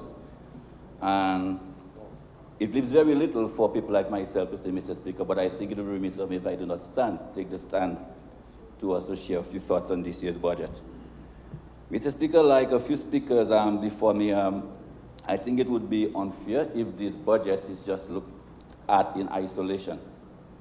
It has to be looked at, Mr. Speaker, against the backdrop of what is happening in the world today. And I speak to this ongoing war, the Russia-Ukraine war. Mr. Speaker, we are still seeing, I'm reeling from the effects of two major disasters, Mr. Speaker. Tropical Storm Erika in 2015 and Hurricane Maria in 2017. And while oftentimes we hear the opposition members speak to, we were using Maria and Erika, these were not dreams, Mr. Speaker. The COVID-19 pandemic was not a dream. Reality is, Mr. Speaker, that the world faced, where the entire world was shut down, Mr. Speaker, for 2 years or more. And we're still feeling the effects. So we have to look at this budget, Mr. Speaker, in context of what happened. I speak of the 2 natural disasters and also what is happening. And I would like to congratulate the Honorable Minister of Finance and his team, and of course the Honorable Minister for Economic Planning, my friend and brother, Dr. Vince Henderson, for putting together such a wonderful budget, Mr. Speaker. Mr. Speaker, just some general comments on the budget. I mean, when we go through the different line items, Mr. Speaker, and we see all of these wonderful initiatives and programs that the government has lined up, we do have to applaud, Mr. Speaker, the efforts of each and every member of the cabinet, Mr. Speaker, the public service, and each and every one, Mr. Speaker, who contributed towards putting this wonderful, as I said, budget together. New infrastructure, Mr. Speaker, to the value of hundreds of millions of dollars in a post-COVID period. An international airport, Mr. Speaker, we are embarking on building an international airport, Mr. Speaker. A new marina, the very big cat that the Minister of Tourism let out of the bag, Mr. Speaker, in Portsmouth. And I visited the Portsmouth, Mr. Speaker, and the cottage area over the weekend. And I mean, I saw the number, Mr. Speaker, of medium-sized and a few 1 or 2 mega yachts in the Portsmouth Bay area, Mr. Speaker. And I think that this marina has been much talked about. I know the honourable member for the Portsmouth constituency have from time to time referred to the Cox and Cox report? Shankland and Cox report, Mr. Speaker, which spoke to the potential that exists in the Portsmouth area. And already, Mr. Speaker, we have seen this government capitalizing or implementing some of these areas, and I speak, of course, to the Moroccan Hotel and the 5-star Kempinski, Mr. Speaker, resort. So the marina will of course add value here and to see the dream and the potential, the true potential of this jewel of the North, the town of Portsmouth, and realized, Mr. Speaker. Future, ongoing and future housing projects, Mr. Speaker. Talking about line items within this year's budget. The over $100 million Easty Dollars Road, Bagatelle to Lubia Road, Mr. Speaker, which will benefit, of course, my good friend and brother from the Grand Bay Constituency, the Honorable Vince Henderson, because most of this road, Mr. Speaker, will be either leading to or passing through some parts of his constituency, Mr. Speaker. New investments in water. And of course, my good friend and brother, he's not here today, the Honorable Senator Nicholas Esprit. He spoke so eloquently, Mr. Speaker, and fluently, because he claimed it was his specialty, on the value of water, Mr. Speaker. And while many claim that we have 365 rivers and streams, whatever the case may be, Mr. Speaker, we know how rugged our terrain is, Mr. Speaker, and the development in our terrain is extremely expensive. So while we have 365 rivers or streams, whatever the cost, whatever you want to call them, it costs lots of money, Mr. Speaker, to get them from where they are to the homes, Mr. Speaker. So while we take for granted 98%, I think prior to tropical storm Rico, we had 98 or 99% coverage of potable water, Mr. Speaker, to our citizens. It costs the government and, of course, the WASCO millions, sometimes hundreds of millions of dollars, Mr. Speaker, taken from the water source, treatment, pipes, etc.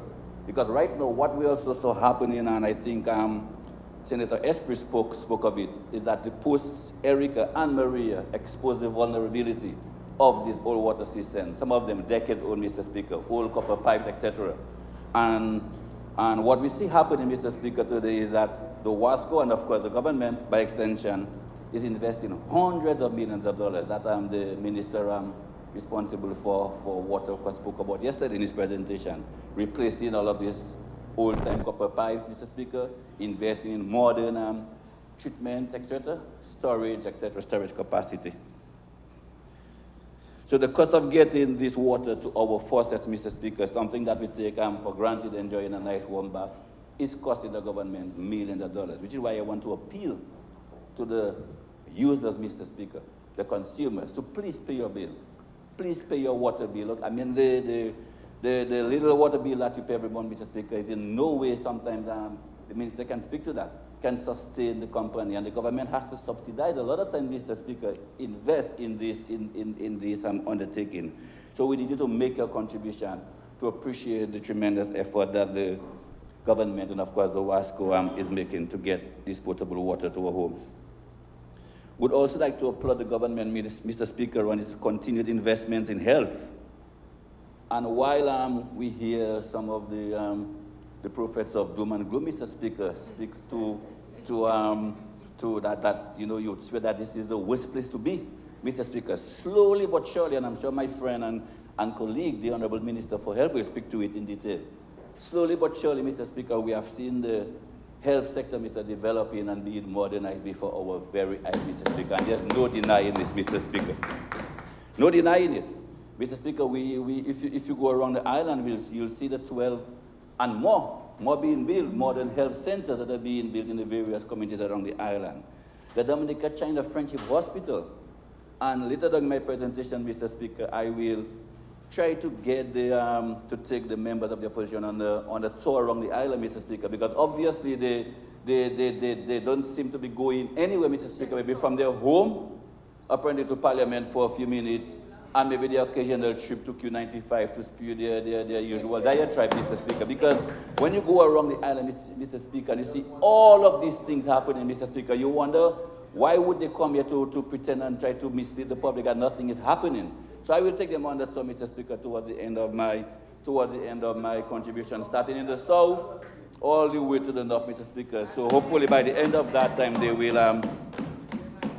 So I speak to the. I was speaking, Mr. Speaker, to the developments in health. The new Dominica China Friendship Hospital, Mr. Speaker, magnificent edifice, and not just the infrastructure, modern equipment, Mr. Speaker. For the first time in the history of Dominica, an MRI machine available for services here in Dominica.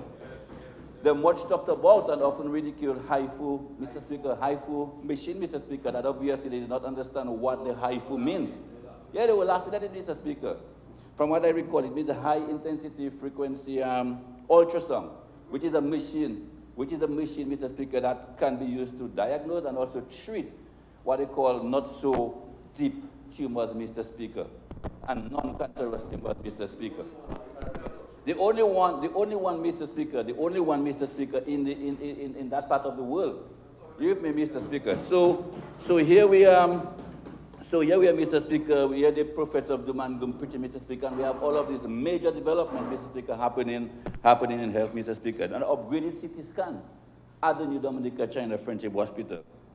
Dialysis unit, Mr. Speaker, an entire section devoted, Mr. Speaker, to treating patients with kidney or renal disorders, Mr. Speaker. New theaters, Mr. Speaker, the Dominica China Friendship Hospital. New theaters. The Brenda Strafford Eye Care Center. And yes, Mr. Speaker, why it was named after Brenda Strafford? Because of this foundation, immense contribution to optical care services here on Island. And they can go back, I think, to the 80s, Mr. Speaker, where they constructed a few health centers. I think Bagatelle, the old health center in Bagatelle, the old one that is. We have a new modern one right now. And some other health centers, Mr. Speaker.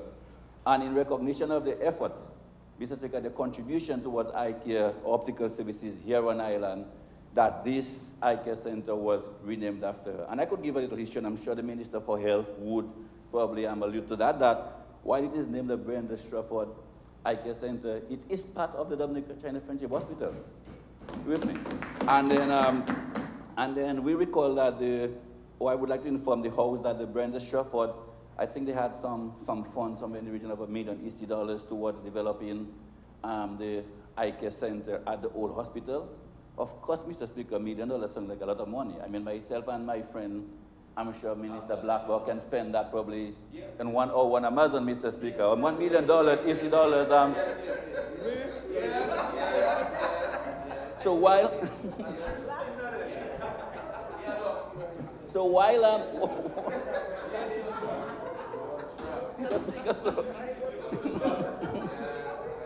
Mr. Speaker, so while $1 million maybe might sound like a lot of, you'll have to answer that, my brother. While $1 million, Mr. Speaker, might sound like a lot of money, Mr. Speaker, $1 million really, Mr. Speaker, maybe it would just be enough to put a few blocks, Mr. Speaker, and probably paint up the building.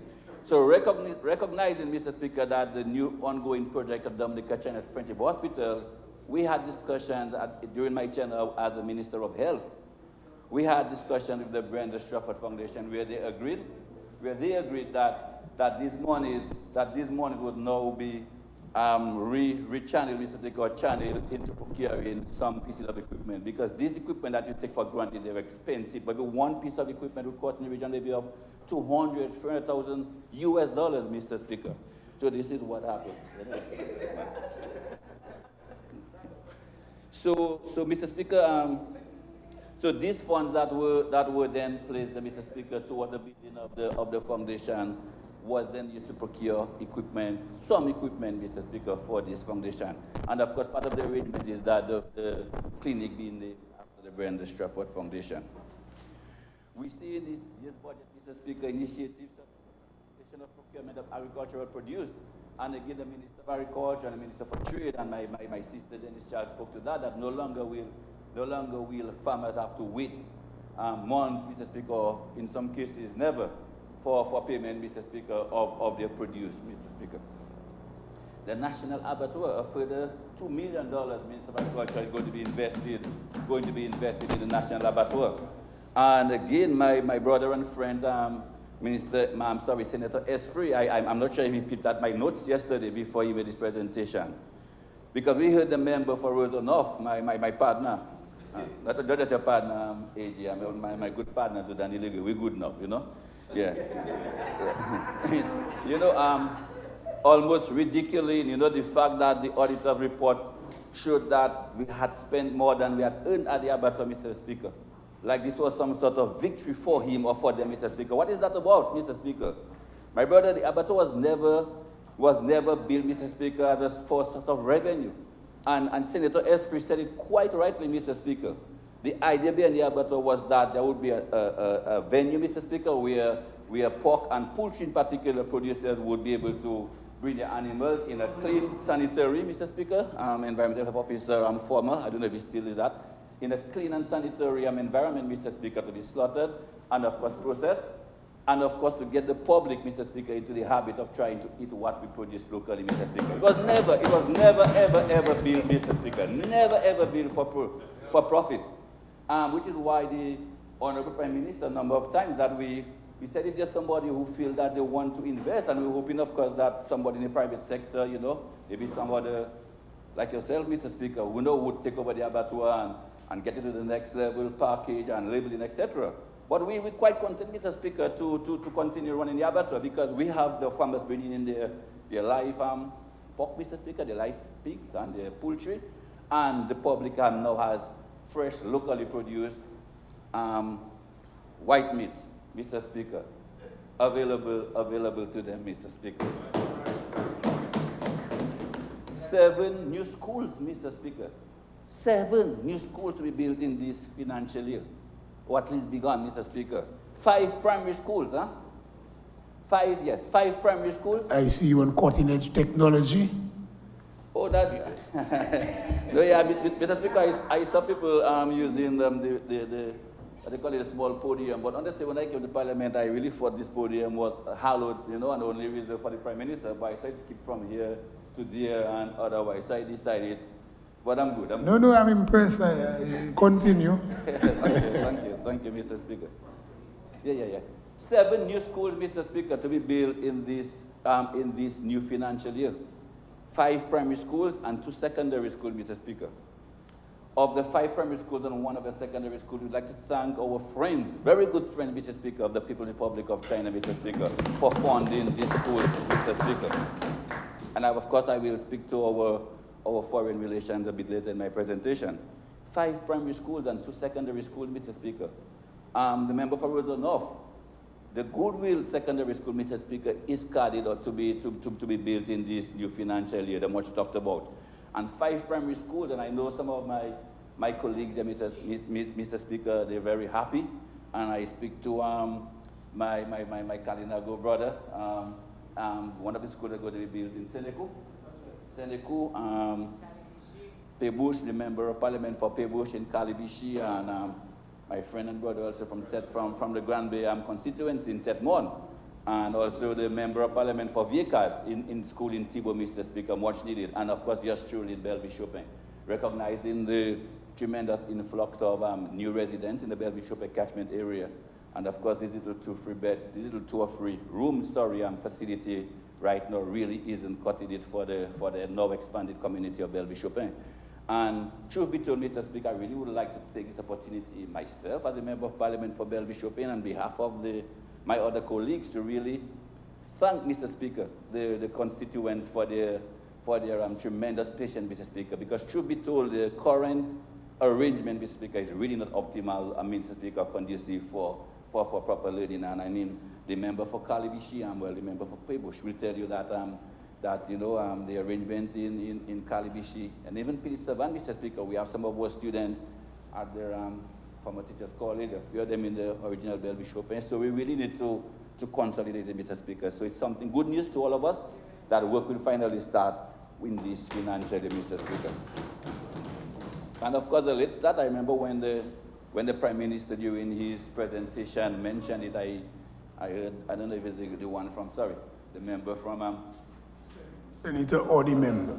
Either a senator or the member. Yeah. I was correcting myself, Mr. Speaker. I refer to him as the other one, but that's trying to be a little funny. I'm the elected member for Solvay, Mr. Speaker, elected, one of the few elected members on the other side, Mr. Speaker.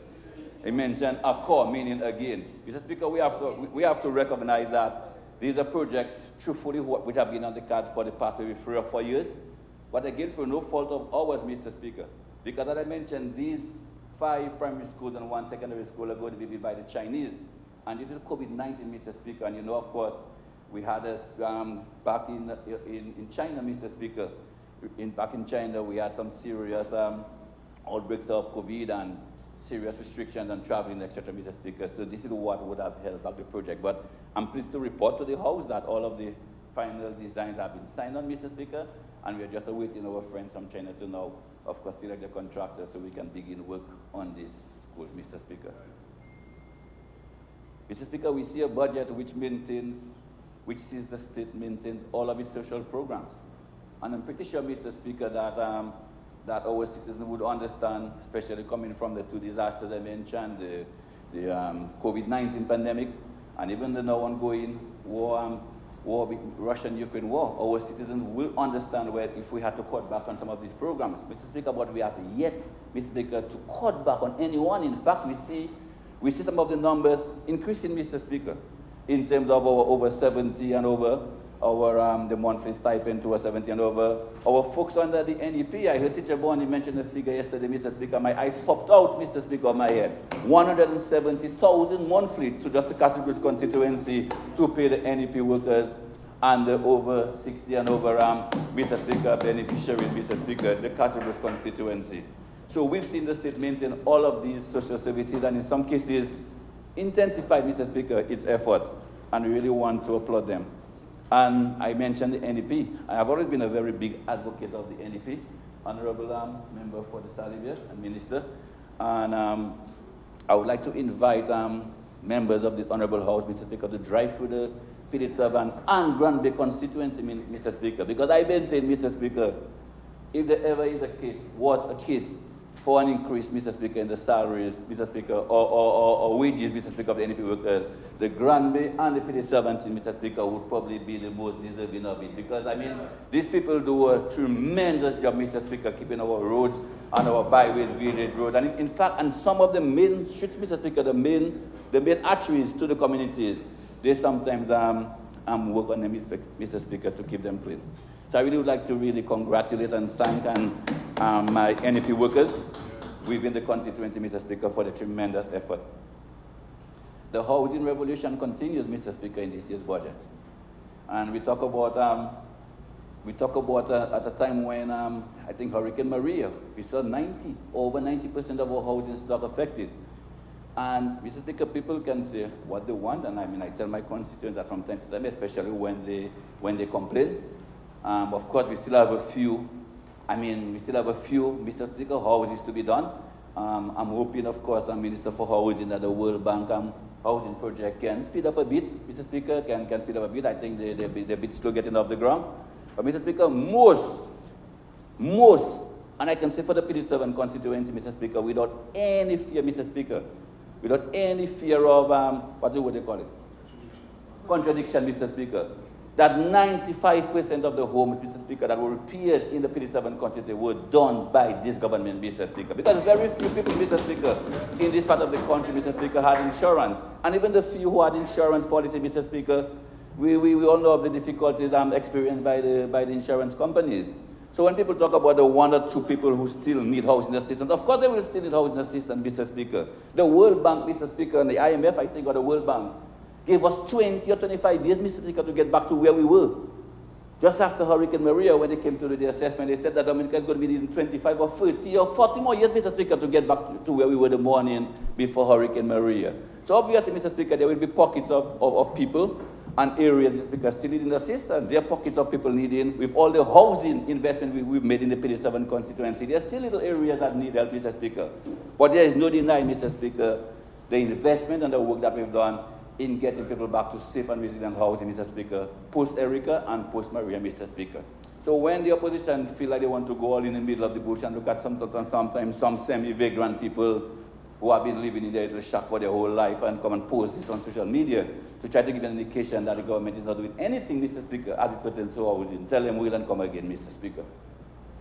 Talk to the people whose homes were repaired. And we heard the Prime Minister, and highlighted, of course, by my good friend, the member for Soufriere. The new phase, Mr. Speaker. The housing revolution is now being taken to another level, Mr. Speaker. Because we've heard not the cries, the comments from some of our young professionals or working class people that, yeah, applaud to you guys. Kudos for what you've done for the less fortunate folks in getting them houses. What about us? Because not many of us, or some of us, a lot of us would not have had the luxury of being bequeathed, is the word they use in law, AJ? Some property, okay, from our parents, neither land, neither houses, Mr. Speaker. So we really would like to start our family. Here we are, married most times, okay, young couple, both professionals, and want to start a family, Mr. Speaker. Most times. Want to start a family. Mr. Speaker, can I please get protection from my own side, please? Yes. Thank you. Members. The Honorable Minister is asking for protection. Yeah, thank you very much, sir. Thank you, Mr. Speaker. Okay.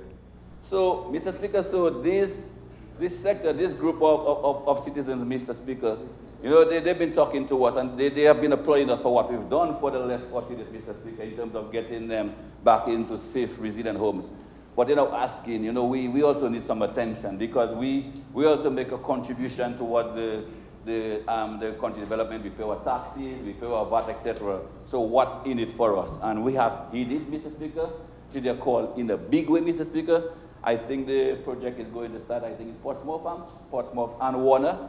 And as we heard being articulated by the Honorable Prime Minister, that they will now move to other parts of the country, Mr. Speaker. I'm very elated, Mr. Speaker, and I know as equally elated as my brother from the Salibia constituency, my Kalinago brother, Mr. Speaker, on this new Kalinago fund, Mr. Speaker, in the Kalinago territory. And this is, Speaker, as you can tell from everything, my features, I'm maybe 95% Kalinago. Yeah, and yeah, 95% Kalinago. And my brother Blackwell likes to say that he has some Kalinago thing, but Mr. Speaker, I'm elated, Mr. Speaker. I'm very happy for the people of the Kalinago territory. It's a fund and initiative that have been spoken about for a number of years by administrations before. But it had to take this Labour Party administration, Mr. Speaker, to make it a reality, Mr. Speaker. And I'm really happy for them. And I have no doubt that under the stewardship of my brother, the member for the Salibia constituency, that this fund will be administrated or managed wisely, Mr. Speaker, properly.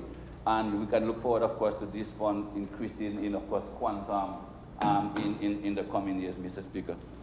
So I spoke to a number of not all, Mr. Speaker, there's a few of the selected PSIP projects, Mr. Speaker, within the budget.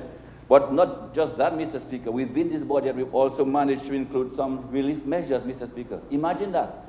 Relief measures, Mr. Speaker, here are referred to as quote-unquote goodies. At a time like this, Mr. Speaker, when people expected us to probably increase some taxes, Mr. Speaker, to put measures on revenue earning measures in place for the government. We are talking about relief measures, Mr. Speaker. And I know the opposition on the other side, they like to talk about, oh, there's nothing has happened for the folks. But I think it was the member for West, the Minister for the Blue and Green Economy, who quite eloquently expressed, Mr. Speaker, all the things that we're doing that equate to putting money back in people's pocket, Mr. Speaker. So putting money back in people's pocket, as you like to say, doesn't mean that you have to pass an envelope and give somebody some hard cash, Mr. Speaker. All of the folks who are receiving housing, Mr. Speaker, the housing, the free housing, these are folks would more than likely would be paying rent, Mr. Speaker, maybe $1,500 monthly rent. So now this money now comes back to their pocket, Mr. So all of these measures, and we speak to the reduction of VAT on electricity, Mr. Speaker. Namely, absolutely no VAT on fuel surcharge starting August 1st, which is in a couple of days' time. The removal of charges and taxes on pleasure crafts. Mr. Blackman, I'm not going to refer to you on this one. Removal of VAT on agricultural tools. Grants to first-time home buyers. And the permanent reduction of land transfer fees, amongst others, Mr. Speaker. So in summary, Mr. Speaker, the Prime Minister, and if I may be allowed to quote him, at the risk of not being accused of plagiarism, in his address, and he stated, and I quote, government's core policy is to improve the circumstances of our people in good times and bad times, Mr. Speaker, close quote. So the aforementioned circumstances I mentioned, Mr. Speaker, the disasters and the ongoing war, etc., and I predict none in the foreseeable future, Mr. Speaker, will affect our ability to care for our citizens. You know why? Because what we do, Mr. Speaker, and I think the Honorable Prime Minister, again, he likes to quote this portion from the good book that says, whatever you do to the least of our brothers, Mr. Speaker. That's from the good book itself. So on that premise, Mr. Speaker, that I know that the good Lord above will continue to bless us, Mr. Speaker, in spite of all the adverse circumstances, past and current and future, will continue to bless us so we can continue to take care of our citizens, Mr. Speaker. Mr. Speaker, of course, from the Ministry of Foreign Affairs point of view, Dominica, we know, values the right to conduct business. From time to time, Mr. Speaker, sorry for asking permission to refer to my little tablet from time to time. Values the right, Mr. Speaker, to conduct business and pursue opportunities in the interest of its people as a sovereign state. And, of course, the Ministry of Foreign Affairs, International Business and Diaspora Relations, has as its primary mandate the task of advancing Dominica's foreign policy. This means that the ministry must ensure that it maintains a proactive existence and seek out other like-minded partners to champion our domestic interests and domestic goals, Mr. Speaker. So we have continued to advance Dominica's interests overseas, Mr. Speaker, in spite of the COVID-19 pandemic, which limited travel interaction. But as you know, that we continue to use technology to advantage, Zoom and the other Microsoft meetings, etc. And despite the lingering effects of this pandemic, it was important to maintain a strong economic presence, Mr. Speaker, especially as a small island developing state. So all of these setbacks, I talk about the COVID, etc., the different disasters, have affected the way in which we have had to advance our foreign policy. But we continued, Mr. Speaker, to forge ahead. Mr. Speaker, as a ministry and as a country, we recognize that all of these threats of nature, the pandemic, and we now hear about this emerging monkeypox, Mr. Speaker, we're not unique to Dominica. The reality is, Mr. Speaker, that small states like ours have little choice but to plan within the context of disruption and uncertainty. So we have to make provision, Mr. Speaker, for these unforeseen events. So in that context, we at the ministry have had to redefine and redesign our foreign policy to maintain a seat at the table, Mr. Speaker, and that we did. And I could highlight a number of the important meetings and conferences, Mr. Speaker, that we attended, because while we are a very small country, small island developing state, Mr. Speaker, we know that it's important to have a seat at the table. So the Ministry of Foreign Affairs, Mr. Speaker, many of us see us as probably attending meetings, Mr. Speaker, and attending to Dominica's responsibilities under international protocols, agreements, etc., or, of course, offering protocol services. But, Mr. Speaker, we are much, much more than that, Mr. Speaker, and we are often referred to as sometimes the invisible and silent partner in the country's development. Because a number of these projects and initiatives, Mr. Speaker, you see appearing now in black and white, in this estimate, Mr. Speaker, a lot of times they start, Mr. Speaker, at the level of the Ministry of Foreign Affairs, whether on the initiative of the Prime Minister or myself as Foreign Affairs Minister when we travel or we attend conferences, discussions that have, Mr. Speaker, a lot of times this is where this project started. So by the time, Mr. Speaker, that the ministers, respective ministers get to talk about it, this project would already have been cemented, signed for, etc. but a lot of the background work, Mr. Speaker, would have been done by the Ministry of Foreign Affairs, Mr. Speaker. So oftentimes, yes, so Mr. Minister Laville can come and talk about how much, $700,000? So by the time it gets into the black and white, Mr. Speaker, it gets into the black and white, the respective minister, of course, speaks about it, and rightfully so.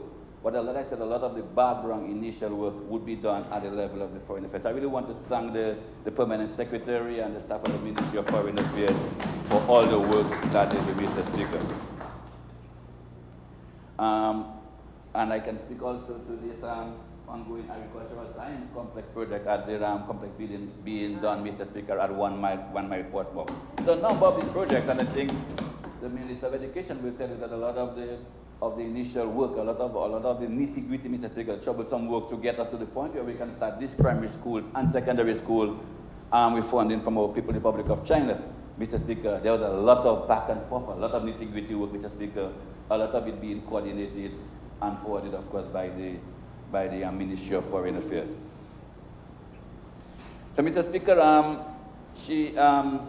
as the Minister for Foreign Affairs, I would like also to also recognize the efforts of our late comrade, Mr. Speaker, the former Member of Parliament and Minister of State within the Ministry of Foreign Affairs with responsibility for diaspora relations, our fallen comrade Edward Regis, former Member of Parliament for the Granby Constituency, who prior to his untimely, well, we say untimely, but as I said, God, our date is appointed even before we died, demise. Yeah. His premature demise, Mr. Speaker, started some tremendous work, Mr. Speaker, with our diaspora citizens, because we recognize the importance, Mr. Speaker, the importance that our diaspora, Mr. Speaker, citizens play in the development of Dominica. The barrier economy, remittances, etc., Mr. Speaker, to mention a number, Mr. Speaker, of our initiative. So, given the ongoing, well, I say ongoing COVID-19 pandemic, and when travel and etc. was very difficult, Mr. Speaker, we've now seen the travel and moving around starting to relax. So we've reinitiated discussions with a number of our key members of the diaspora and relations in organizations, in the US. I know Houston is a very big one, and the other metropolitan cities, London, etc.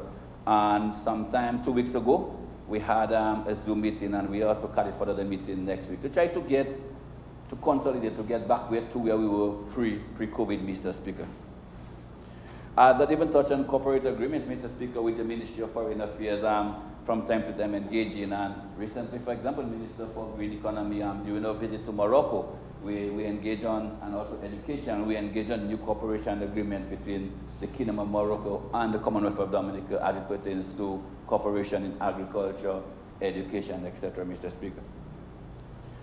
So, Mr. Speaker, as you can see, the list of our supporting roles as a ministry is endless, and it really is to build it, and we play a very vital role as the Ministry of Foreign Affairs in building dynamic Dominica. So it's not to put on our suits and go to the UN or the OS, etc., Mr. Speaker. We also interact with a number of our partners to ensure that we play our part in building the dynamic Dominica, Mr. Speaker. Mr. Speaker, permit me a few minutes to just thank, of course, as I mentioned already, the entire staff of the Ministry of Foreign Affairs, the Permanent Secretary, very hard-working Permanent Secretary and staff, and the head and staff of our overseas missions in London, Washington, New York, Mr. Speaker, and the UAE, United Arab Emirates, Mr. Speaker. And on this road, Mr. Speaker, I would like to, we have the Republic of Cuba, yes, China, Mr. Speaker, all the others. Thank you, Honorable Henderson. Yes. To thank the members, the head of mission, Mr. Speaker, and the staff. And on this, Mr. Speaker, I would like to say a special thanks and appreciation to our Acting High Commissioner in our London mission, Mr. Speaker, for her tremendous role, Mr. Speaker, in getting our very own Baroness Patricia Scotland re-elected, Mr. Speaker, as the Secretary General of the Commonwealth at the recent Sugar Commonwealth Federal Government meeting in Kigali, Rwanda. And while, Mr. Speaker, much was not said about it nationally, had the opposite happened, that we had lost our bid, Mr. Speaker, you would not be hearing the end of it. And I can tell this Honorable Mr. Speaker that it was a very tough election, getting re-elected. We were up against probably the 5 biggest members of the Commonwealth, the 5 biggest economies, the UK's and the others.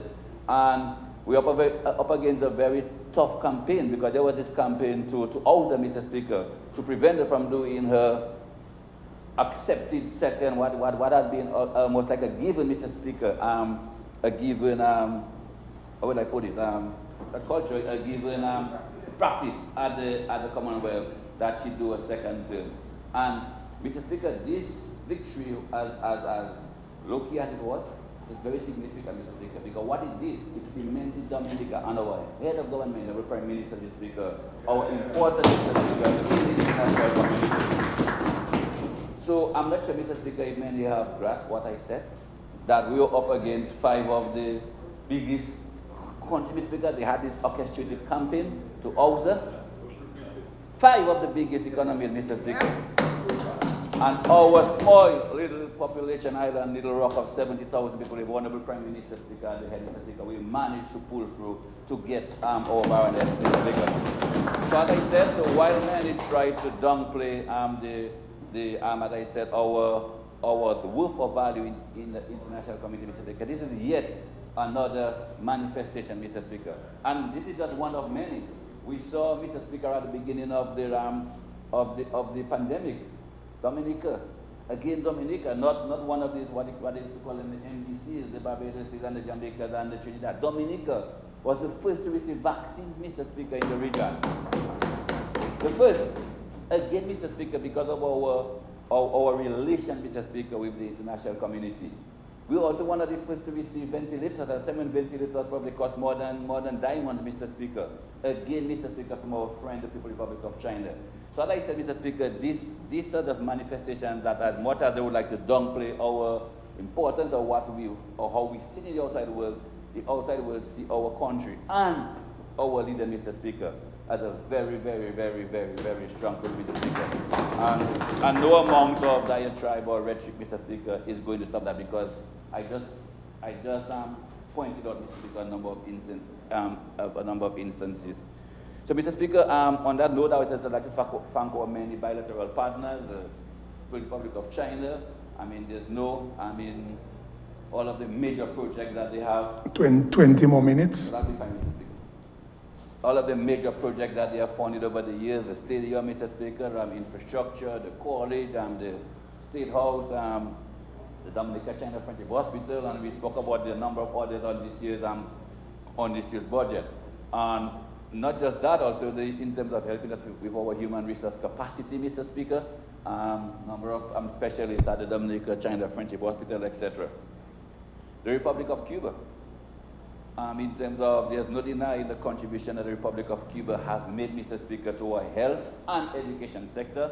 Myself, I'm a proud, extremely proud product, Mr. Speaker, and also I'm sure my colleague, Dr. King, proud products, Mr. Speaker, of the Cuban Revolution, Mr. Speaker. And I say it, Mr. Speaker, there's no way. I was always a very bright guy, Mr. Speaker, you know that, I mean, we went to school together. I know my partner also said that I was very bright, but he took it back right away. My partner, Master, you know, yeah, he took it back. The Senator. Senator Master. Mr. Speaker, but seriously, the Republic of Cuba, Mr. Speaker, I'm not sure, Mr. Speaker, yes, while there can be a monetary value attached to Mr. Speaker, I don't think we can put a value on the contribution that the Republic of Cuba has made, Mr. Speaker, to countries like ourselves. And I was speaking of education and health, Mr. Speaker. I was speaking of myself, Mr. Speaker, proud product. And while I was extremely bright, you know, that as I said, there's no way, Mr. Speaker, no way that my poor country parents would have afforded allow me, Mr. Speaker, to imagine of being a medical doctor, because we know what the cost of getting a medical degree would be, Mr. Speaker. So thanks to Cuba, Mr. Speaker, people like myself and a number of people with potentials, or without the financial means, Mr. Speaker, could be somebody, and just look where I am today, Mr. Speaker.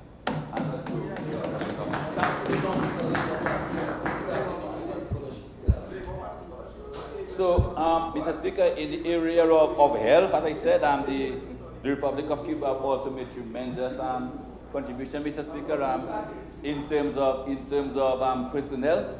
We so quickly responded to our call, Mr. Speaker, in sending some 30, almost 40 man-strong members of the Henry Medical Brigade to allow us in the early days of the COVID-19 pandemic, Mr. Speaker, to beef up our local efforts there, Mr. Speaker.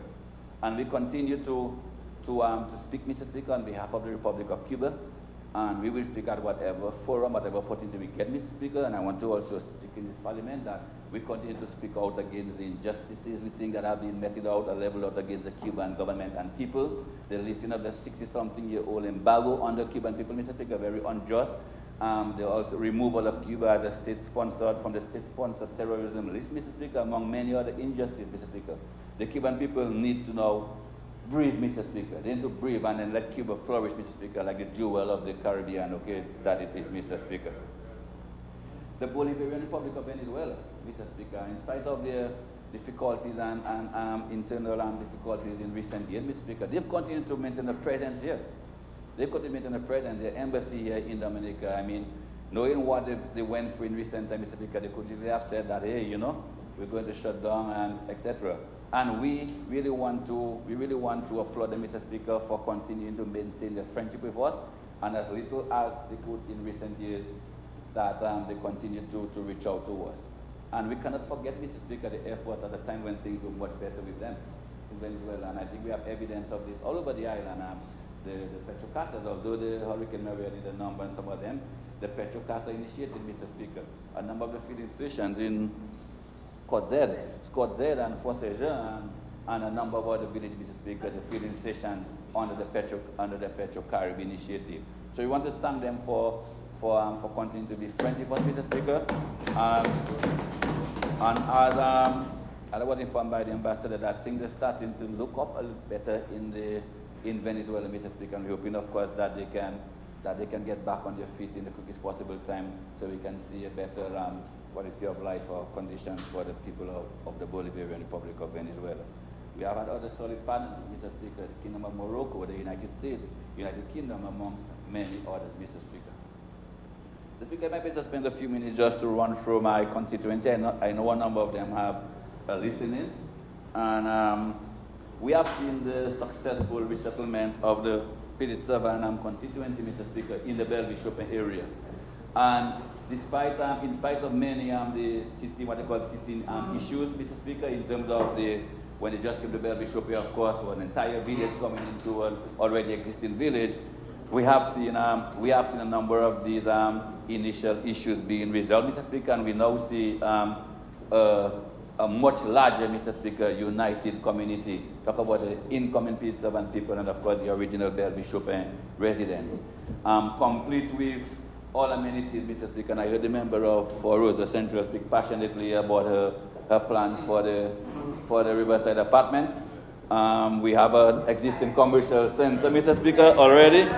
I suspect, I think she visited, Mr. Speaker, I suspect she visited the commercial center in Belleville-Chopin, where we have all of the activities she spoke about the plan, and even more, Mr. Speaker. We talk about seamstress, we've got a tailor, Mr. Speaker, seamstress, a supermarket, a spa, Mr. Speaker, so a beauty spa, entertainment center. We've got a lot, what do you call it, blast, Mr. Speaker, a few mini restaurants. We have a branch of the Rosa Credit Union here right there, Mr. Speaker, on site. We also have a gym, clothing stores, Mr. Speaker, among a few, the laundromat, etc. So the commercial center in Belleville-Chopin is being utilized, Mr. Speaker, although we still have some work to do in terms of the management structure. I was admonished by the Honorable Prime Minister recently, but we see it serving the purpose that it was envisioned for, Mr. Speaker, to create an avenue for the displaced and, of course, a few of the existing residents in Belleville-Chopin, small businesses. We've seen the reconstruction, Mr. Speaker, of a number of bridges and roads within the P7 constituency that was damaged by Hurricane Maria in Fonseca, Bagatelle, etc. Much publicized, every time it rained, we saw the deep and wide gorges that the waterways did, Mr. Speaker, during the passage of Hurricane Maria, and we know how to deal with some of this. We saw the completion of the rehabilitation of the Bagatelle Water Project on the BNTF-8, Mr. Speaker. As I mentioned earlier, decade-old water system that was damaged during Erica and Maria. and the replacement of all of these old copper pipes, Mr. Speaker, that were eroded, etc. Construction of a new storage tank, among others. Health centers, health facilities, Mr. Speaker. Of the 12 health facilities that have been built, the PD7 constituency was lucky.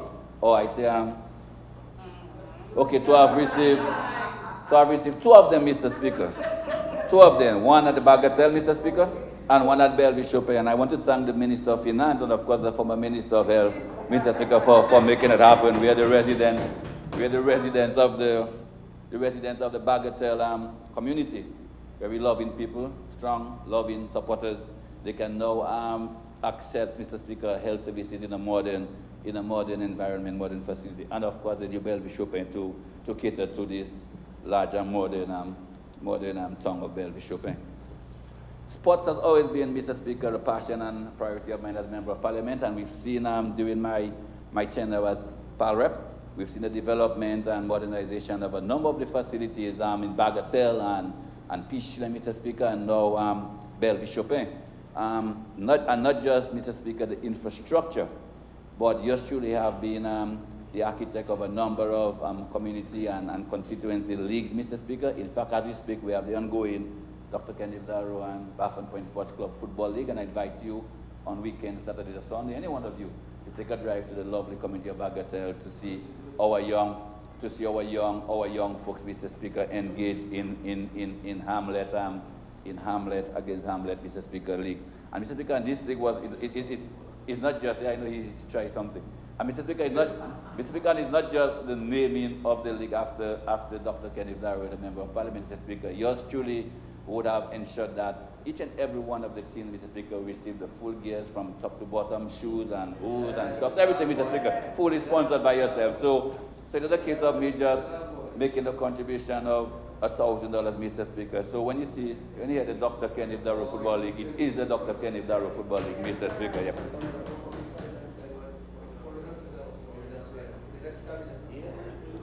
Mr. Speaker, can I have some protection from my own side, please, again? Yeah.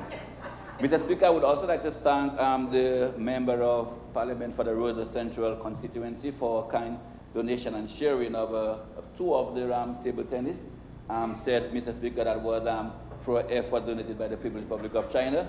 She was very kind and gracious, Mr. Speaker, to recognizing my interest and passion in sports, and also my investment that I made in sports. She was kind enough to donate two to the PD7 constituency. So one was placed at Bellevue-Chopin, being used, and also the other in Petition. Very well organized, small, well organized community as it pertains to sports, Mr. Speaker, and they're being used, Mr. Speaker. In Stowe, we saw an almost $700,000 what they call breakwater at the Stowe land inside, Mr. Speaker. And while myself and my colleague, Minister Henderson, that 10 more minutes. Mr. Speaker, maybe that's fine.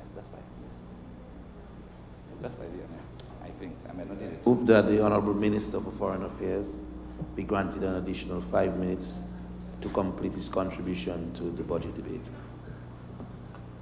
Mr. Speaker, I second the motion.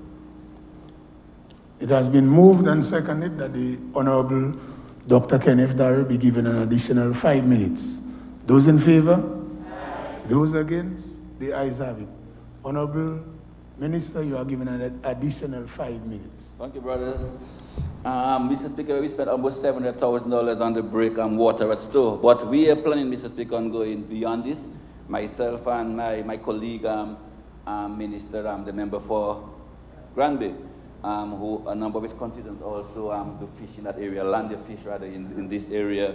We have again, we have re-engaged our Japanese friends, Mr. Speaker, in the development of not just a fisheries complex, but a multi-purpose marine compound here, where we can not just see the landing of fish and ice production, but also tourism and recreational activity, Mr. Speaker. So we had the opportunity to visit the Japanese ambassador to Dominica, located in Port of Spain recently, and looks positive, Mr. Speaker, and we're hoping that this is something that we can see to fruition, Mr. Speaker, at some point in the near future.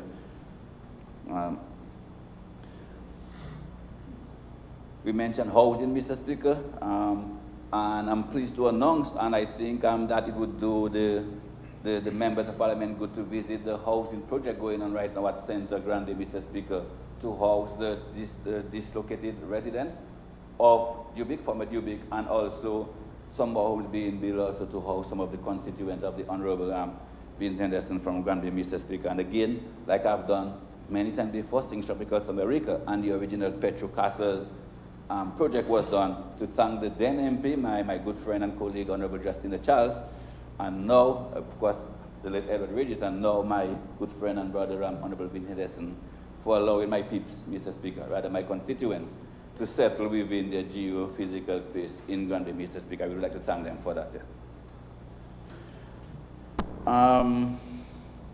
Mr. Speaker,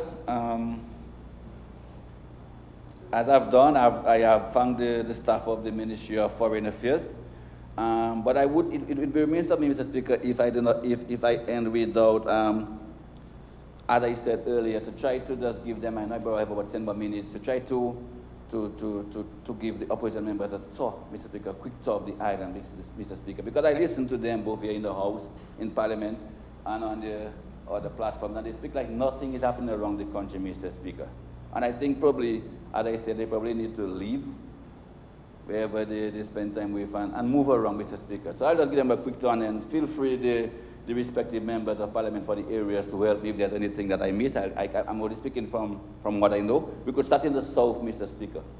And I need to go to look, Mr. Speaker, at as I mentioned earlier, the bridges, Mr. Speaker, that we constructed post Erica and Maria, Mr. Speaker, to reestablish connection within the Bagatelle Fossey area.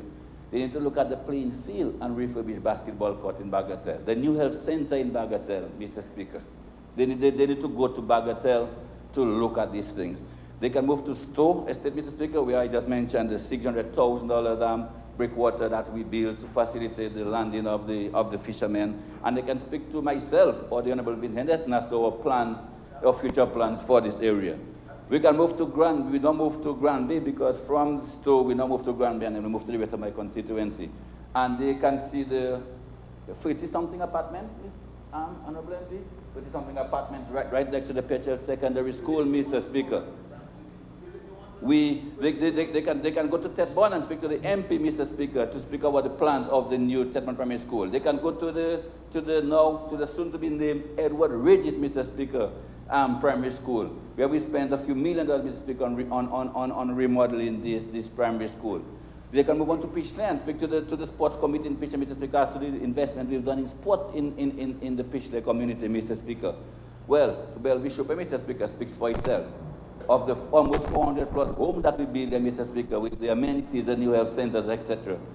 They move to Soufriere from the P7 County. They can go to Soufriere and speak to the two wonderful jetties that the Honorable Dennis Charles built there, Mr. Speaker. The new health center in Scottset, Soufriere, in Soufriere, Mr. Speaker.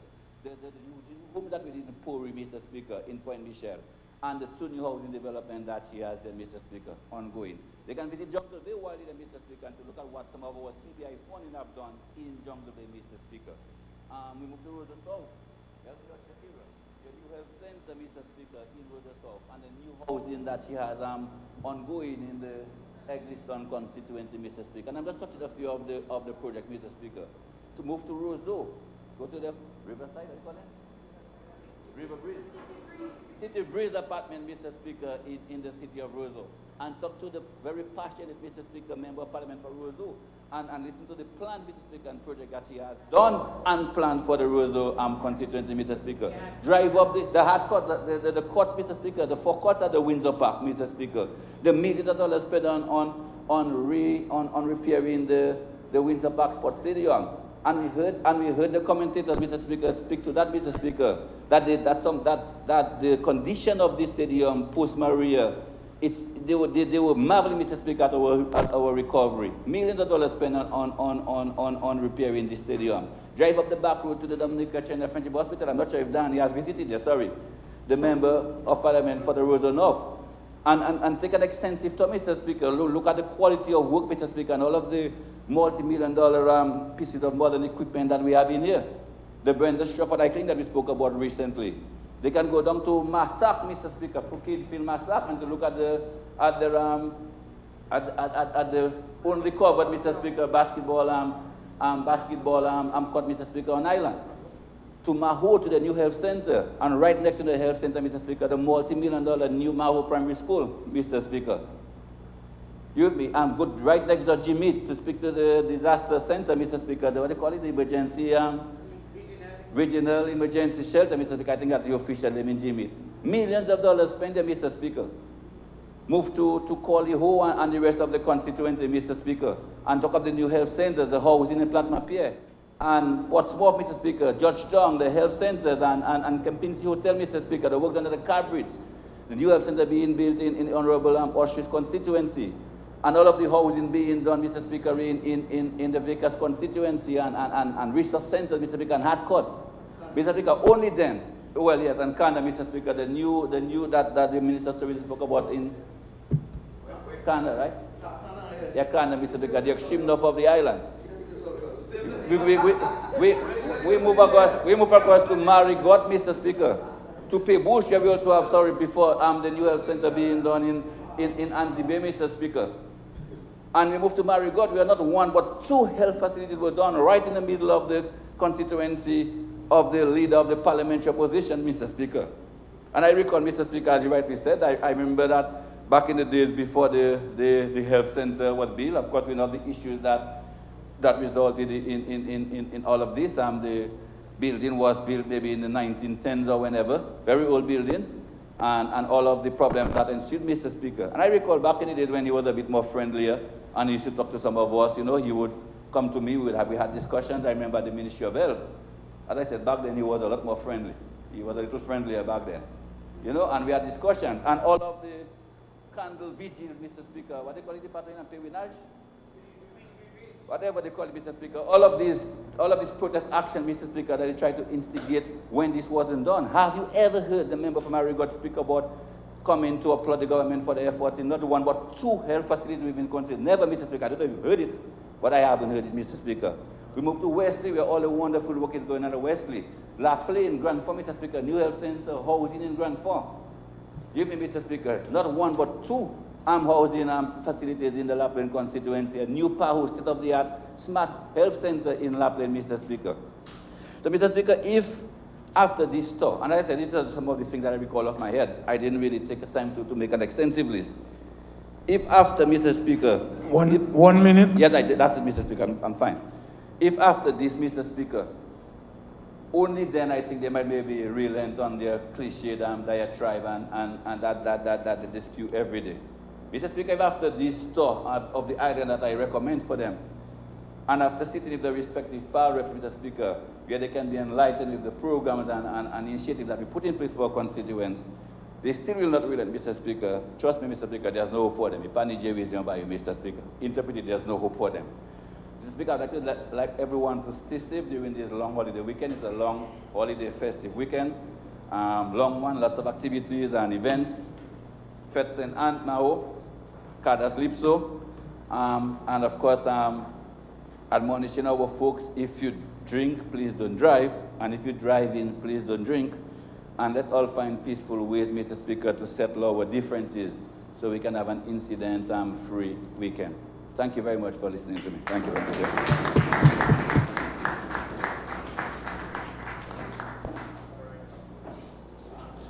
Mr. Speaker, I move that this Honorable House be suspended until 3 p.m. this afternoon.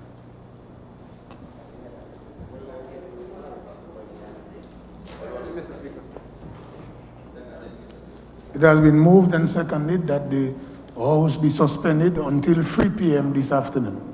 Those in favor? Aye. Those against? The ayes have it. House stands suspended until 3 p.m. this afternoon.